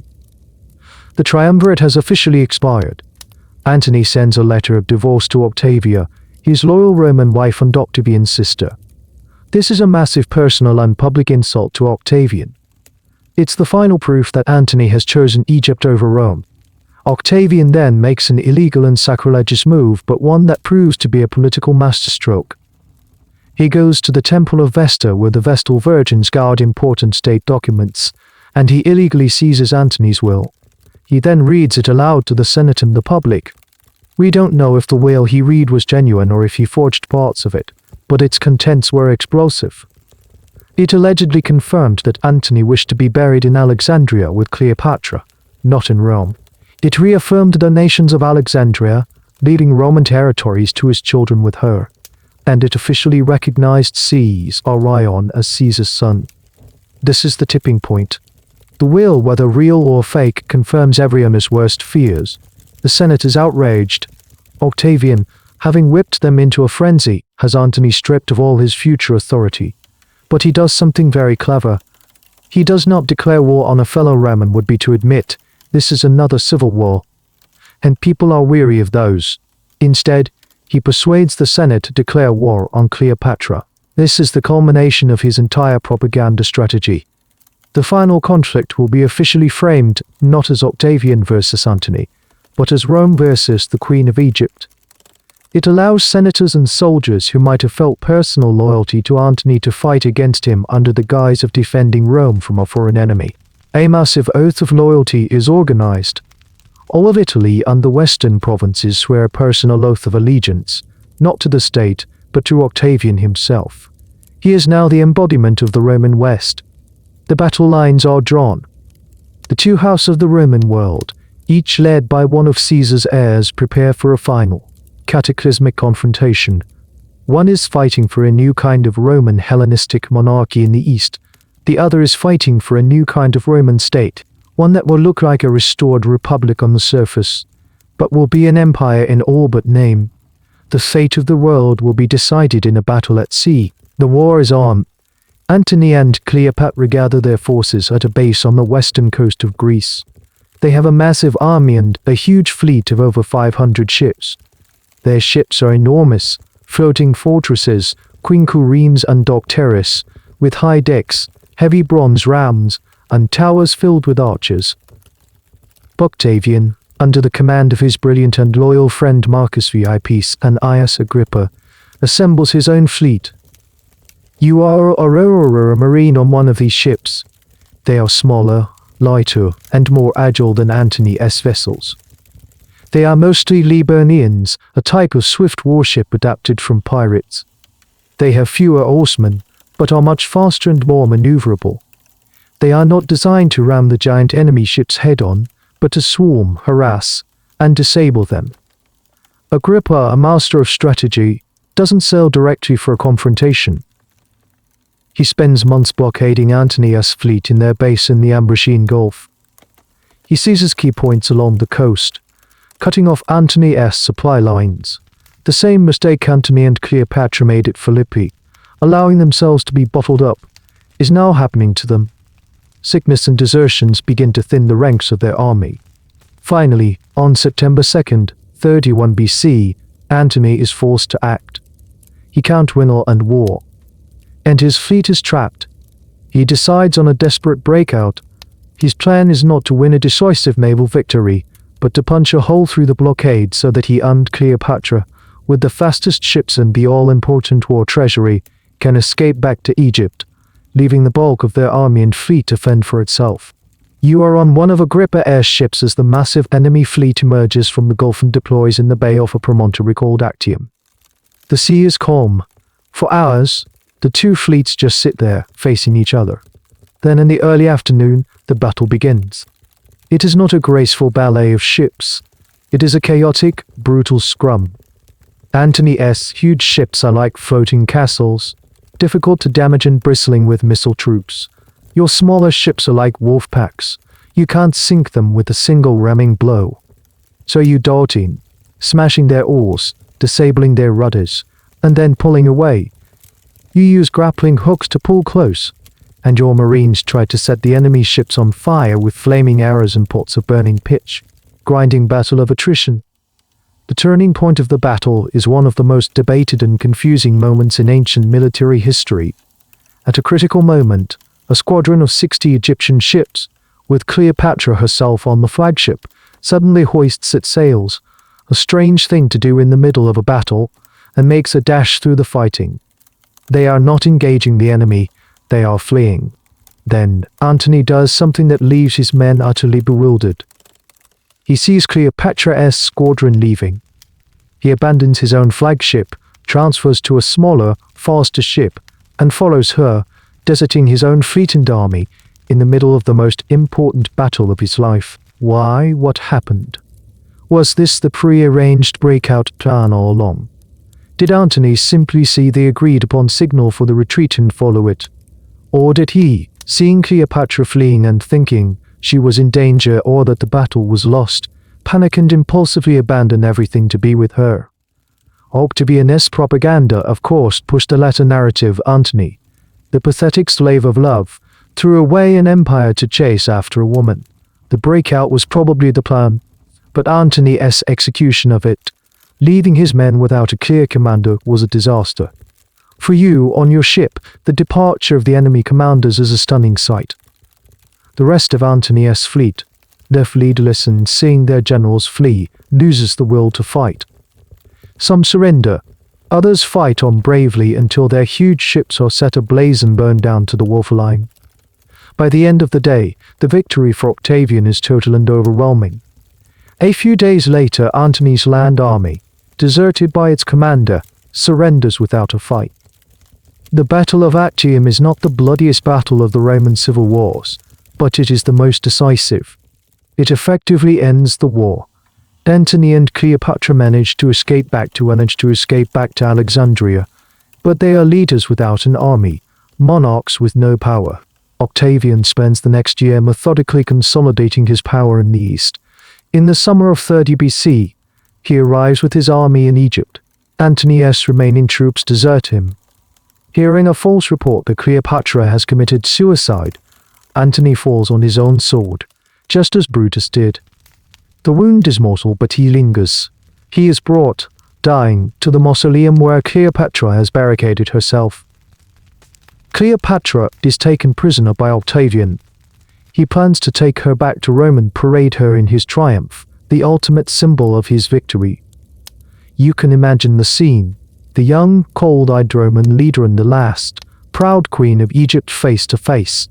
Cleopatra, knowing the humiliation that awaits her, decides her own fate. According to the legendary story, she has a basket of figs brought to her with a venomous snake and asp hidden inside. She dies from its bite, a death worthy of an Egyptian queen. The historical accuracy of the asp is another point of hot debate. Some scholars suggest she may have used a pre-prepared poison, but the image of the asp is too powerful, too mythic, to be forgotten. With the deaths of Antony and Cleopatra, the civil wars are finally over. The 300-year-old Ptolemaic dynasty has ended. Egypt is annexed as a Roman province, but not a Norman province, but not a normal one. Octavian declares it his own personal property, to be governed by a man he appoints directly, not by the Senate. He now controls its immense wealth and its critical grain supply. He hunts down and executes Caesar Rion, Caesar's son by Cleopatra, allegedly remarking that it is not good to have too many Caesars. Undisputed master of the Roman world, the Republic is a ghost, and the long bloody century of its fall has come to an end. The wars are over. The silence that descends upon the Roman world is not the silence of fear, but of sheer, bone-deep exhaustion. For 100 years, since the days of the Gracchi brothers, the Republic has been tearing itself apart. Your generation, and your parents' generation have known nothing but civil war, prescription, and political chaos. Now one man stands alone, with all the legions and all the wealth of the world in his hands. You are back in Rome in 29 BC. You watch as Octavian celebrates a magnificent triple triumph for his victories in Illyricum, at Actium, and in Egypt. The spectacle is breathtaking, but the symbolism is carefully managed. He is celebrating victories over foreigners, not over his fellow Romans like Antony. The final day is the most spectacular, a parade showcasing the immense wealth of Egypt, with an effigy of the dead Queen Cleopatra on a float for all to see. The great question on everyone's lips is, what now? Will he be another Sulla, a dictator who will try to patch up the old system and then retire? Or will he be another Caesar, a dictator for life who will be cut down by daggers in the Senate? Everyone expects him to take some grand title, to declare himself king or dictator. He has the power to do whatever he wants. But Octavian is far more clever, more subtle than any of his predecessors. He has learned the lessons of the past. He knows that Romans will accept the reality of one-man rule, but they will never accept the name. The word Rex is poison. The office of dictator is now forever stained by the memory of his adoptive father's assassination. So he embarks on a slow, deliberate, and brilliant political transformation. He will create an empire while pretending to restore the Republic. In 27 BC, he stages a masterful piece of political theater. You are in the Senate, watching as he makes a grand speech. He announces that, with peace restored and the state secure, he is now returning all of his extraordinary powers and provinces back to the Senate and the Roman people. The SPQR. He claims, restoring the Republic to its rightful masters. The senators, most of whom are his own appointees who owe their careers and their lives to him, are thrown into a state of choreographed panic. They protest. They insist that he must retain control, that he is the only one who can guarantee peace and stability. After a great show of reluctance, Octavian agrees to accept a compromise. He will retain command over a few key provinces, the ones on the frontier where all the legions are stationed, like Spain, Gaul, and Syria, including Egypt. The Senate can govern the peaceful, demilitarized inner provinces. It's a brilliant illusion. He has given back power, while in reality keeping control of the entire Roman military. He doesn't need to be dictator in Rome if every soldier in the empire is loyal to him alone. The Senate, in gratitude for his restoration of the Republic, bestows upon him a new name, a title carefully chosen to be free of any monarchical or military baggage. They call him Augustus. The name suggests someone who is revered, majestic, and divinely favored, but it has no constitutional power attached to it. It's a title of prestige, not an office. He also takes the title of princeps, which simply means first citizen. It implies he is not a ruler, but merely the most distinguished among his senatorial peers. This whole settlement, later known as the First Settlement, is the foundation of the new system. On the surface, the Republic is back. The Senate meets, elections are held for consuls and praetores. The old institutions all seem to be functioning as they always had. But it's a facade. The real power rests with one man, Augustus, who controls the army, the treasury, and through his immense personal authority, or octorate as, influences every major decision. A few years later, in the Second Settlement, he refines the system. He gives up the consulship, which he had held continuously, to make it look like he is returning more power to the traditional aristocracy.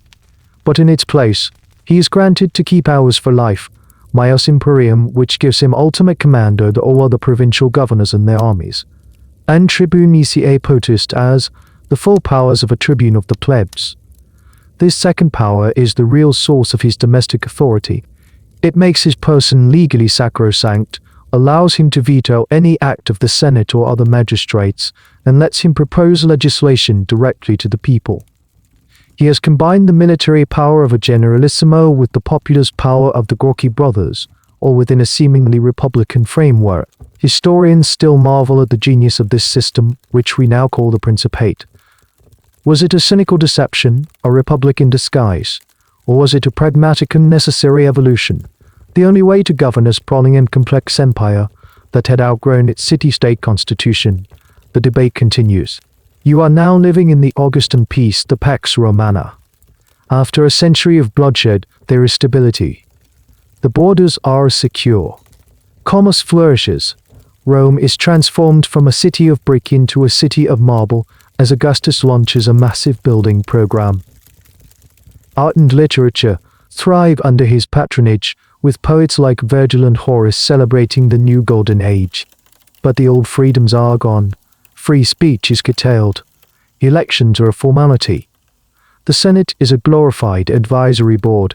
The price of peace has been liberty. It's a bargain most Romans, weary of war, seem willing to make. The system Augustus creates will endure in various forms for the next several centuries. He has successfully navigated the treacherous waters that drowned Marius, Sulla, Pompey, and Caesar. The sickly boy who arrived in Rome as an unknown teenager has outmaneuvered, outfought, and outlived them all. He found the Republic in ruins, and he left it as an empire, veiled in the comforting robes of tradition. The long, bloody dream of the Republic is over, and the quiet, orderly reality of the empire has begun. And so the story of that long and turbulent century comes to its quiet conclusion. The shouting in the forum has faded. The clash of swords on distant battlefields has fallen silent. A new order has settled over the world. The deep and profound peace bought at a staggering price. You can almost feel the collective sigh of relief from a generation that has finally been allowed to lay down its arms undressed. The city of Rome itself seems to exhale. The gates of the Temple of Janus, which stood open in times of war, are now closed for the first time in 100 years. The marble of the new temples and basilicas, built by Augustus, gleams under the Mediterranean moon, no longer reflecting the light of funeral pyres or the torches of angry mobs. The violent, chaotic, vibrant pulse of the Republic has slowed to the steady, predictable, and somewhat monotonous heartbeat of the empire. You might find yourself walking through the city in this newfound quiet. You pass the spot where Tiberius Gracchus was clubbed to death, a place now paved over with new stones. You walk by the rostra, where Cicero's head was displayed, now a platform for bland, official proclamations. You stand before the theatre of Pompey, at the base of which Caesar fell, and it is just another public building, its tragic history slowly receding into memory, becoming a story that old men tell their grandchildren.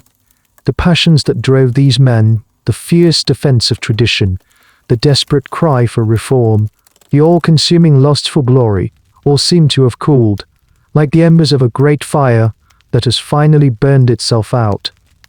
The world feels safer now, but also smaller.